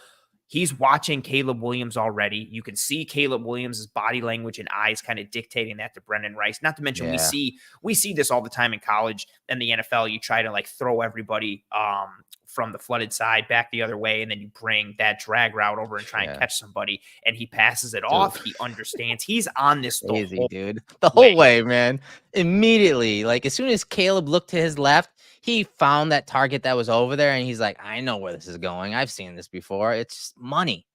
It's so pretty. And again, the finishing ability, like the eyes, the processing, then boom, separate your man from the ball, detonate on him. This is why and I don't mean it too negatively. Like I like him less the further he is away from the line of scrimmage, because the closer he is, he makes plays like this. Look at that outside hand. As he hits Brendan Rice, that outside hand is going for a rip or a punch through the ball. So he's punching through right there, ripping it out and delivering the shoulder at the same time. Like that's just smart, clinical, technical, physical, in addition to the processing. Like, yeah, he's just so fun around the box and line of scrimmage. Yeah, and he's got a lot of plays on the ball overall, and that's something that, again, the Bills covet. When you're talking their defensive backs, their secondary, their safeties and corners, they like guys that trust their eyes, trigger, and make plays on the ball. You may make a mistake, but they want you making it 100%, at 100%. And, he's a guy that does that a bunch. You see him in off coverage here against, a shifty receiver in the slot from UCLA, and he breaks on that ball and makes a play on it. So I'm so excited to watch him, as far as his role next year. I think maybe he doesn't start right away. Maybe he doesn't start. I think he's a future starter, but when it comes to what his role could be early on, let's look to last year. And we're talking Jordan Poyer when the Bills went to more of those dime looks and used Poyer as a dime backer, something that they didn't do a lot of in prior years, but they did it last year. A lot of the reason because of Milano's injury. But I could see them busting this out with him. And again, having a little more athleticism if they want to use him as a dime backer or that big nickel or that, put him in the slot. Either way, fringe of the box in certain situations, third and long plays. I think he has a role very early when it comes to that. I agree. And, so he's a role player for me in 2024 with the potential to grow into more. And, like I mentioned before, I want to put this in. Mike Edwards is on a 1-year deal. If they did somehow cut him this offseason, the dead cap isn't really consequential. And Taylor Rapp, who signed a 3-year deal, has a real nice dead cap out next year. So even though it's a 3-year deal, it really could be a 1-year. So they're not really married to Mike Edwards or Taylor Rapp this year. So if Bishop were to beat out either or, that is possible. But I do see him as a role player. And I think it's a fun one schematically. Like you and I have talked about it so much, like the idea of what you can do with Taron Johnson and all these guys. I like the idea of having these DBs on the field and, okay, like what coverage are they going to play? Oh no, it's like cover 2, but Taron Johnson is the one spinning back and he's one of the deep half safeties and Cole Bishop is coming down, and just what you can do in terms of disguising coverage and movability, matchup potential, alignment, stopping ability that you have with Cole Bishop. It's really potentially exciting, and I'm excited to see what he looks like when he gets on the field. We'll probably see a ton of him in the preseason, which will be awesome. And I'm excited for him, but also the schematic potential, because I really am wondering how he fits. We talked about it offline. Like, I would have loved him to be a pick for the Patriots with what they've done the past several years with Duggar and Mills. Yeah. And when they had McCourty, it was like, we're putting like 7 safeties on the field and you have no idea what coverage we're playing and who's doing what. And he speaks to that kind of versatility. And I like more versatility in a defense. Yeah. Last year, the Bills played 6 defensive backs on the field, the 10th most in the league. They allowed the 8th most completions, but you see the completion percentage there at 64.3%. That was 24th overall, only 22nd in yards. Allowed at 632. But again, look at the low, touchdown rate there. Only 2 touchdowns surrendered. That was 23rd. But again, ball production, we're talking Cole Bishop. They got 4 interceptions in these situations. So 4 interceptions in 185 snaps. And then they were 6th in pass deflections with 21. So they were able to make some plays on the ball in these limited situations. Again, more times than not, it was zone coverage. More times than not, it was in those third down, obvious passing situations. But again, maybe they didn't play a lot of man coverage in these situations because of Poyer and where he was in his career. Now you have a guy that you can match up versus some tight ends. Again, I do think he needs to get a little stronger, but it's another piece that Bobby Babich has and another curveball that they hadn't had in prior years. Yeah, just another weapon, another tool for the tool shed for this defense. And again, maybe a potential signaling in some change. We've got a new defensive line coach, a new defensive coordinator. We've got new coaches in the secondary. Maybe there is some sort of, I don't think we're going to see wholesale changes and all of a sudden they're going to be like a 3-4 zone blitzing Dick LeBeau defense. Right. But, some potential schematic changes with, the addition of Bishop and some other guys on this defense. Erik, anything else on Mr. Cole Bishop before we move on to the Bills' final day 2 pick? No, that Bishop's going to be fun to watch develop. With his mental processing it's a lot further along than, guys his age and guys that play that position. And again, it's going to translate so well when you're talking the scheme he played in at Utah on top of the traits and skills that he has, physically and in God-given ability. Well said.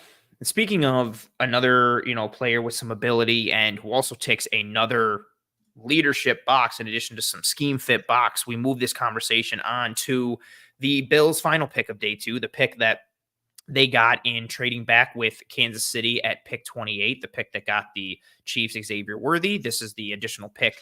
There were some other moves to it, but the crux of it was, getting that third round pick from Yeah, KC, and the huge. Bills got it. Yeah, huge piece. It's something we talked about. We wanted that. There was a lot of value on day 2 in this draft, meaning rounds 2 and 3.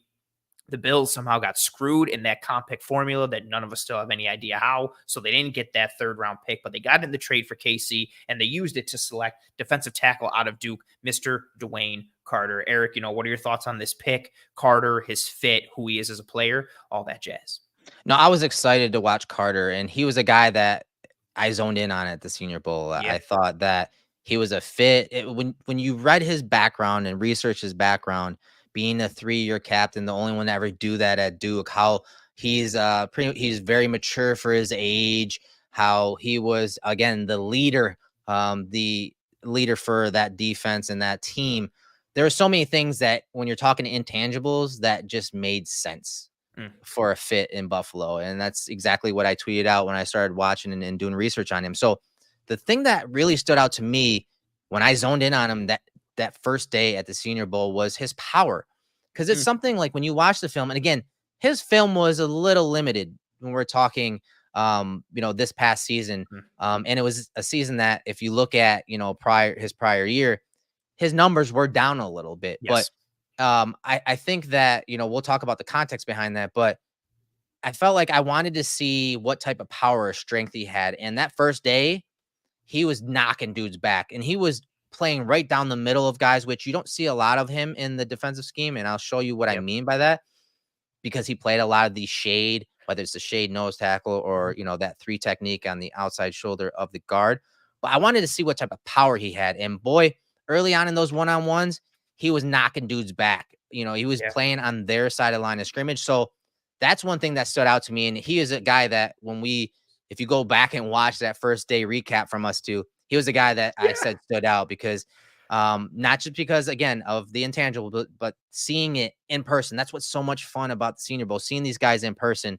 And I'm sure that the Bills, when they saw him in person at the Senior Bowl and their scouts, watching him in games, you saw that physicality with him and that hustle, as we're going to talk about in the film room.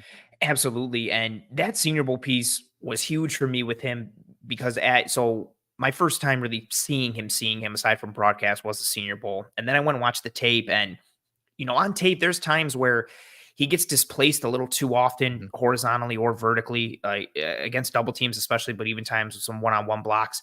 And then I thought back to what he was at the Senior Bowl, which was not only knocking back guys, but he was like holding his ground on almost every rep, an individual and team. Like I remember the first time I looked at him, I was watching receivers on the other side. You nudged me and you were like, yo, look at Carter. Like, look how flat like his back is, like that stance. Oh, his stance. Yeah, you're right. Flat back.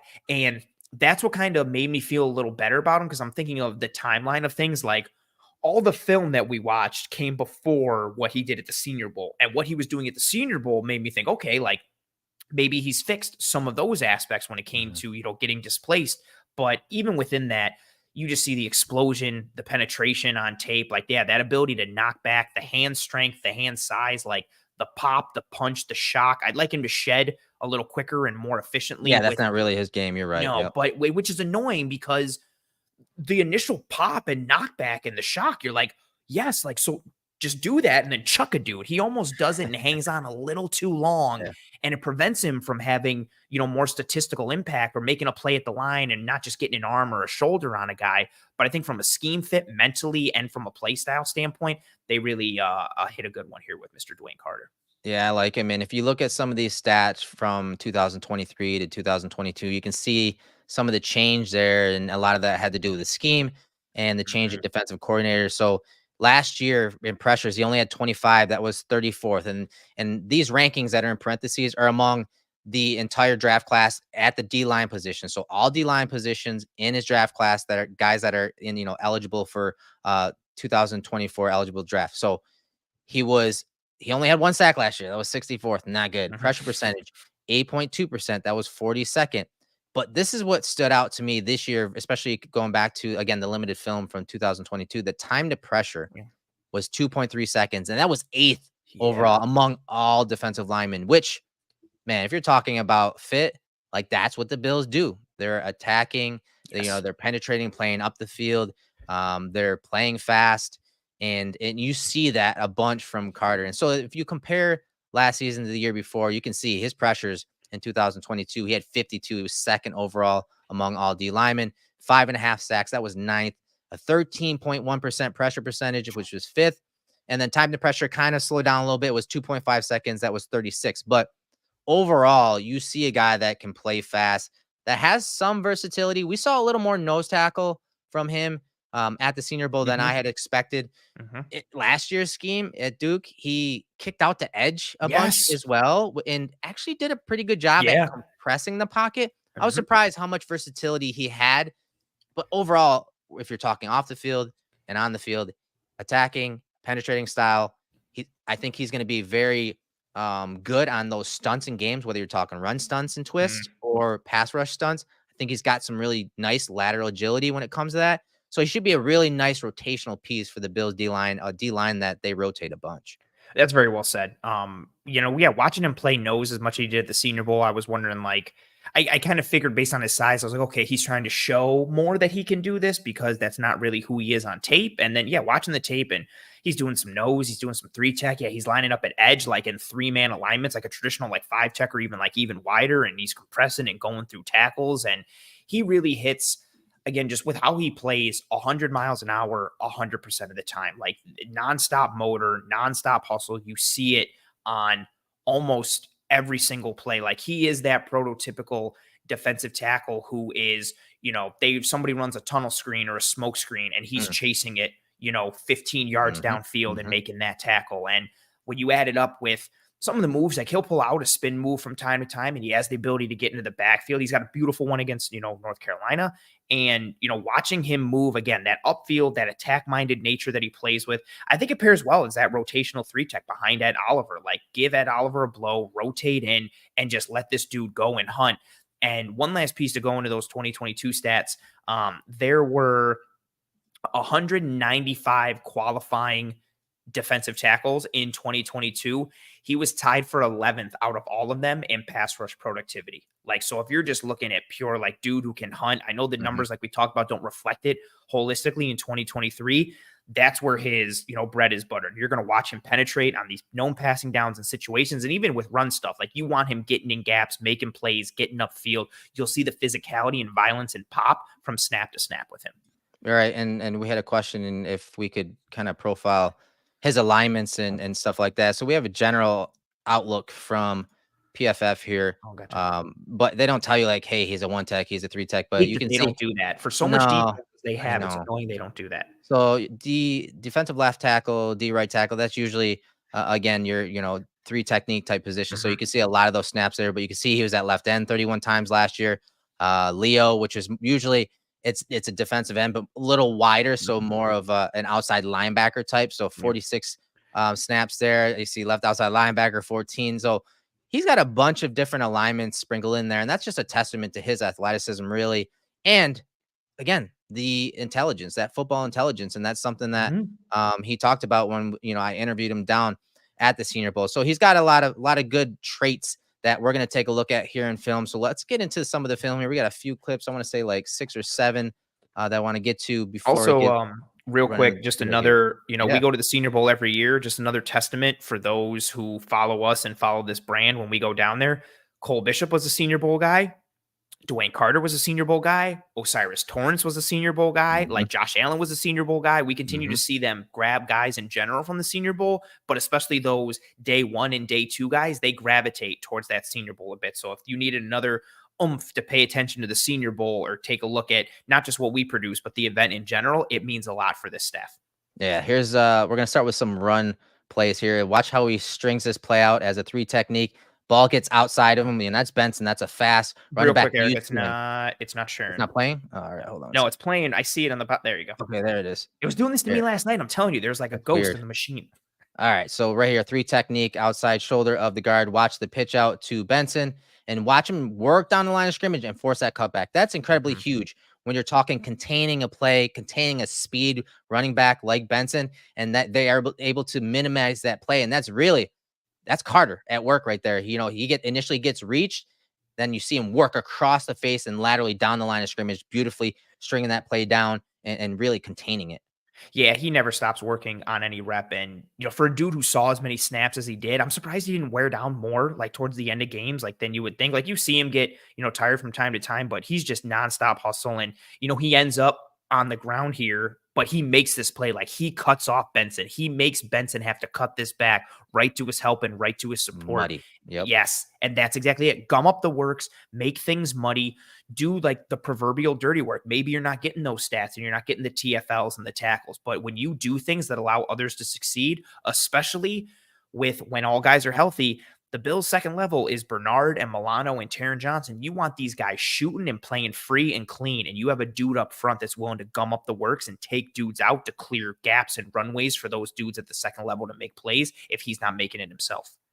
Like you talked about earlier, I'm not a big fan of him at the point of attack as a stack and shedder if the ball's coming Yeah, at him.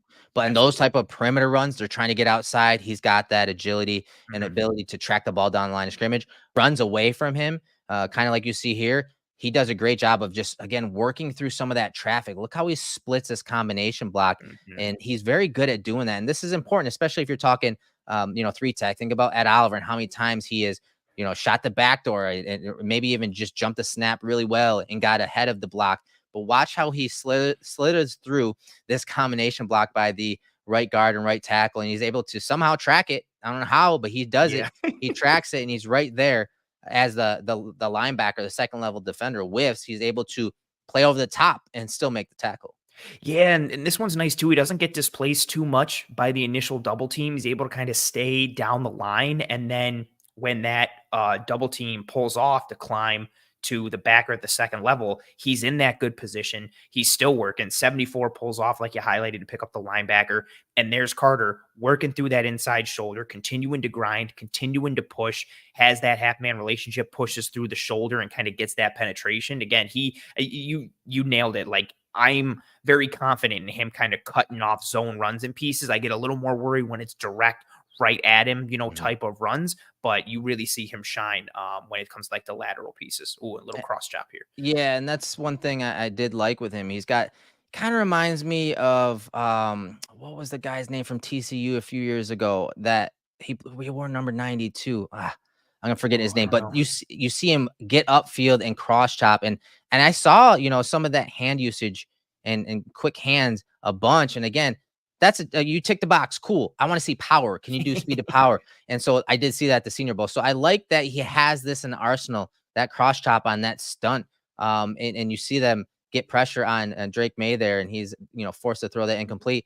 These are the type of things that when he comes in, he's gonna have to be able to do that. He's got to be able to affect the quarterback. That's the number one priority when it comes to D line and the Bills defense. Yeah, seeing kind of what he had in the arsenal on tape made me feel a little better, busting out a spin a couple times, seeing that cross chop, seeing as many moves as he can. So it's not just, okay, it's not just penetration. It's not just, some shock and then try and get by a guy, like seeing him be able to pull some of this a little bit. And I think this one kind of gives you an inkling too, like you mentioned, like what he can do on some of those games and some stunts up front, right? Like some of what he's able to do from a movement perspective and take guys out and clear space or get through himself. Again, it just fits with what this Bills defense does in that role in terms of what they look for up front. Especially not wanting to blitz a lot. You see a four-man Yep. rush here, but they're running, two different games here. So you see him, his job is get upfield. You have the looper. And they're doing the same thing on the other side. They're running a game here, and that's exactly what happens. This looper flushes May out to the right, and then you have pressure from that interior defensive looper on the outside. That's what the Bills love to do. Run Mhm. stunts, create pressure without having to blitz. It's something that, Duke did a bunch of in run and pass situations. And sometimes, as you talked about earlier, the run situations, he would kind of run himself out of a gap. But there Mhm. were times where that was called and they just called it perfectly, like Mhm. run up the middle against it. Yeah, But fair. here's a play you were talking about, right? I love this. This Yeah. spin move inside. They have this guy point. They have this guy point and go at the center so that they can get one-on-one out here. And you can see, Carter take advantages with that spin move and attacking that A gap with that spin move. This one's real pretty. I really wish he I brought May know. down. Like I No. just wish he fitted. This would be one of the best reps of any Bill that was drafted in this class if he just finished the rep. But again, kudos to Drake Blacklock. May. Thank you, Charles. Yes, Blacklock. That was the defensive tackle from TCU. I Oh, loved nice. him. Good Yeah, I call, loved good him. call. Charles is crushing it tonight, He well is, done. man. Yeah, I wish Carter finished this rep and got May down, but again, testament to May, who's got really good mobility in and out of the pocket. I think this also too kind of highlights a bit of, you know, Carter's really good at getting upfield, getting that penetration. Like he's not the best change of direction or like in space dude, though he does like have the ability to kind of move and motor. But I mean, I'll take a dude who can still get penetration this quickly and get a dude off the spot. This is an instantaneous win. And it's set up a little bit by what he was doing earlier, like attacking more the outside shoulder of the guard. Now he gets that left guard who steps, throws both of those Both hands hands. inside. Yep. Trouble. Exactly. And Carter just catches him, throws that ice pick into the back a little bit, hooks him, and then gets through, just isn't able to finish completely. But this is a really, really strong rep in terms of the suddenness, the move, the win, and the precision. Yeah, and here's another run play here. You see him again force that cutback and then make the tackle. He senses that so well on this zone run versus Louisville. And again, he's looking out ahead of him too. You got to understand, like you see him out here and he sees 16 kind of shorten that edge and force the cutback. And he's able to also, sense that cutback and make that tackle. Just good stuff from him, man. I like him, Yeah. as a run defender when the ball's going away from him, but he does have a good sense of things. But this is probably where he hangs his hat, right, Anthony? You talked about it. Screens, he recognizes them so fast, but more importantly, his hustle, man, his hustle on this play. Look at how he breaks through here, and the quarterback is setting up, a play down the field. He just stays with it. They set up the screen. He eventually makes a tackle down the field. Like this is really good stuff at keeping his head in the play, tracking the ball down and making the tackle short of the sticks. Yeah, I feel like you almost see like one of these at least a game from him. Just Agreed. that, yeah, like just chasing it down in a variety of ways. Like, yeah, sometimes it's a tunnel screen or a smoke. This time it's a general kind of like more, let me dump this out to the running back here. But you see him adjust his angle. It's the hustle, it's the eyes, it's the reading and reacting live in the moment as he gets through going forward. And as Razor 82 says here, we need help on screens. Yes. Yeah, the Bills D would get gashed a bunch in screens this past year. So it's nice to see somebody who has the athleticism and the juice, but more importantly, the play recognition or the feel and understanding what is going on as he gets forward, flushes Travis, makes it a problem here, and then just completely engulfs Bell, the tight end there. And this is another really great example too on this play. Yeah, this is again that screen type play where he senses it. He senses the soft pass sets from those offensive linemen, how they're peeling off, and he immediately tracks the ball. Look at the angle he's taking to the ball here, and he makes a play on this screen down the field. I agree with you, man. You see at least one of these a game, and with how often the Bills play those, deep zone coverages, those quarters type coverages, you have less guys underneath. You got to have recognition from those pass rushers, especially with how teams like to take the attacking style and use it against the Yes. Bills defense. That's why they run screens. That's why you see a lot of quick game and you see the batted passes from guys in the Bills defense. And DeWayne Carter's good at that. He's got 11 batted passes in his career. It's something the Bills really take serious and work on. And these type of plays, all the little things that you see from DeWayne Carter and this, these short clips really are going to translate into the Bills defense when you're talking next season. I love that point. We've seen I'll forever have like that regular season game against the Colts a couple years ago in my brain where they were just running like trap and wham and crunch nonstop and just taking advantage of the Bills like upfield penetration piece. And that's an example of how you can do it too, right? Like the quick game passes or those quick hitting runs that are trying to trap dudes, again, whether it's trap or wham, like you need to be able to recognize that or feel it. And Carter has that. He has that feel. He has the recognition. And we saw it on the previous play, and we see it again here on this one from Louisville, more of a tunnel screen as opposed to the one And we saw they're previously. blitzing on defense too. That's what's crazy about this. They're trying to like get home and get upfield. This is attack as soon as you go. You see the stunts and the slants from that defensive line as you highlighted everybody going into their gaps and move. So they're at an even bigger disadvantage than they are naturally as if they were just trying to get upfield. But he slams on the brakes, feels and sees those linemen leaking out, sees the QB, and then also like the pursuit angle. It's one thing to recognize it. It's another to have the physical ability and or the angle to the ball. Like this is good. Granted, it's to the short side of the field and, you've got wider college hashes, so there's less ground to cover, but that's a really great play physically and mentally from Carter. So I talked about, the 11 batted passes and how important that is to the Bills defense when, they like to play up the field and rush and again get that pressure quickly. Screens and quick game are the counters, and so getting your hands up is a big thing. But here's that awareness and play on the ball again from Carter against your team, the Oh, Hurricanes. yeah. You're going to see that screen being set up to the running back to the bottom, and just watch him sense it and attack it in the backfield. And he makes a play on the ball, rips it away, helps rip it away right there from the running back. And now the ball's out. He's so smart from the shoulders up, man. His awareness is going to be great to have as that, again, second wave of pass rushers and defensive tackles in the Bills defense. I remember this play, and I hate it now just as much as I did during the game. And these two stupid previous years for Miami when they just could not get their stuff together. Yeah, like you can see him feel the block, and he kind of sits and then recognizes what's happening. And like you said, just closes right down on the running back. And then, yeah, makes a friggin' play on the ball. Again, the headiness, the recognition.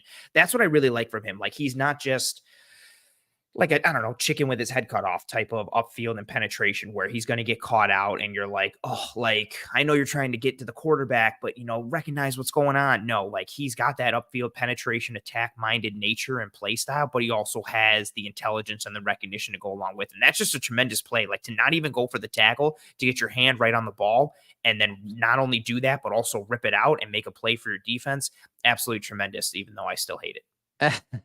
I found that one today, and I'm like, oh, Anthony is not going to enjoy that one too I much. hadn't seen that on the all 22, and when you played it, I immediately you could see Had a camera, I was conniption. like, oh, I went right back to it because it's just I literally remember that. So yeah, well done. So to kind of round out this film room, what are your thoughts on him? Starter, role player, depth. What's his role going into his rookie season? I think like from a technical perspective, depth, because he's going to be, I think, the backup 3 tech, but I expect him to be like the number 2, 3 tech behind Ed Oliver. I expect to see him in that rotation. I feel like we'll see a top 4 of Ed Oliver, Daquan Jones, DeWayne Carter, and then Austin Johnson is my feeling as of right now for that interior 4, with Johnson being the backup 1. And Carter being the backup 3. And I like that. I think that's good, with the rotation. I expect to see if all, if everyone stays healthy and things are regular, anywhere from like 45% of snaps and above based on what Phillips and the other rotational dudes did last year. And I think that's perfect for him. Let him hunt, get upfield, cause havoc in the backfield, spell at Oliver or Daquan in whatever situations that they need to, kind of keep those guys fresh for the long haul. But yeah, I expect him to be that role player this year and see a good chunk of snaps in this defense. Yeah, if you're in the top 8 when you're talking like, the DNs and D tackles, you're going to be playing a good amount of reps. I don't expect that to change. They like having their defensive linemen fresh. It's really a cornerstone of this defense. And, with the style that they play that we talked about the entire episode, I think that you kind of have to be that way because guys are always pinning their ears back and playing fast and, physical. And so I think that that's probably why they like to roll those defensive linemen in waves. But man, this was a fun episode. I think, we're able to cover some young players, some leaders, guys with character, guys that are going to have, make a major impact in year one, guys that, are going to be slowly inserted into the lineups. But I think it was a fun episode. And honestly, even next week's episode or the next episode is it's going to be even more in depth. And we appreciate everyone staying here for nearly 2 hours to break this film down with us. Absolutely. We know we could go a little longer and push it tonight with Greg and Aaron not being live tonight at 9. They'll be live tomorrow night at 9 p.m. Eastern. So make sure you tune in to Cover One Buffalo for that. And yeah, this was a really great way to start. Like, I think a lot of the emotion is tied to the early stuff for these picks with Coleman, and then, some a little with Bishop and Carter, but the Bills got good value on day 2, and it'll be exciting to see where they go. And it was nice to be able to sit here for this time and take some extension when it came to that time and break everybody down. But like you said, like, from the amount of picks that they have that we'll be covering in the next episode, but even that plus the quality and the type of dudes that they got, next week's episode is going to be another in-depth, detailed episode. We'll probably limit some of the high-level banter to begin with and jump right into the film because we got dudes to cover. And business. Honestly, some business. We got to stand on business next week. And honestly, with some dudes who really could make an impact, even though they're Yeah. day 3 dudes this year, and also some more archetype conversations. So next week's episode is going to be another banger just like this one. But Erik, like you said, it was awesome to have, be back after our little hiatus, all the energy in the chat, the back and forth with us and with them. Any thoughts for the people before we depart? No, like I said, guys, if you haven't had a chance to watch the Keon Coleman video, get to the Cover One YouTube channel after the show, get a look at it. Again, I picked some different clips on that one, and it was more of a catalog of his game. I watched every game from last year. I think I had 4 games from Michigan State. You saw some of those clips, Mm. but it was an in-depth dive that I did the last week or so. But yeah, check that out on the YouTube channel. And we appreciate everyone joining us. We couldn't do any of this without you guys. If you're not a Cover One insider, please make sure to get to cover1.football and become an insider. We got some awesome stuff coming this off season and season ahead. I can't wait to break that down for some of you guys going forward. But again, we couldn't do this without you guys. And thank you very much. I think one of my favorite things looking back on it about Keon Coleman is that we have access to like every game ever for this past, like for 2023 and then a bunch I from know. 2022. Like I felt so complete in my Mhm. evaluation pre-draft and then even more so going back after just because we had so much. So it was a nice holistic feeling that you alluded to there. And yeah, thank you very much to everybody for tuning in.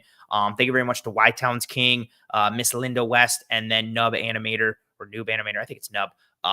For your super chats, one for just being here, like I mentioned earlier, but for your super chats, we sincerely appreciate the monetary donation. It's awesome to see. Thank you very much to everyone else who rode live with us here in this episode of the Cover One Film Room. We greatly appreciate it. While you're here, before you depart, or if you're watching post live later, please, please, please, and thank you, drop a like on this video. It goes a sincerely long way towards helping us to track and trend in front of more eyes and ears, the algorithm, all that stuff. Please, please, please, and thank you. Drop a like if you're watching this on YouTube. If you are listening on one of the podcasting apps or platforms, that's cool and appreciated as well. Please rate and review and subscribe to the Cover One Film Room on those audio platforms. Turn on notifications for the Film Room here on YouTube. Tell your family and friends and loved ones about how awesome this show is and the brand in general. We are still, for the heights that we've reached, grassroots and word of mouth is absolutely tremendous. So we appreciate any inorganic appreciation. And yeah, thank you for all the kind words in the chat throughout the episode, throughout the end here. Thank you very much to our man behind the scenes, Mr. Chris Seth, at Low Buffa on Twitter, who puts out a lot of good stuff and has been doing a really good job helping us with some production things in and before the episodes here. And that'll do it for us here in this episode of the Cover One Film Room. Again, we'll be back next week.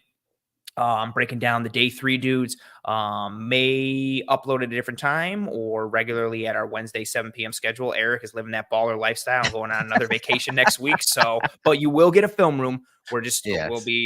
You will get that aspect. So don't worry about it. You're going to get all the film and work up on those day 3 guys. But until then, I'm Anthony Prohaska. That's Erik Turner. Chris Seth is in the background. He appreciates you folks as well. And we hope you and your family and friends and loved ones are all doing well and staying safe. Be kind to one another. Take care of one another. We will see you next week. Godspeed. And as always, go Bills.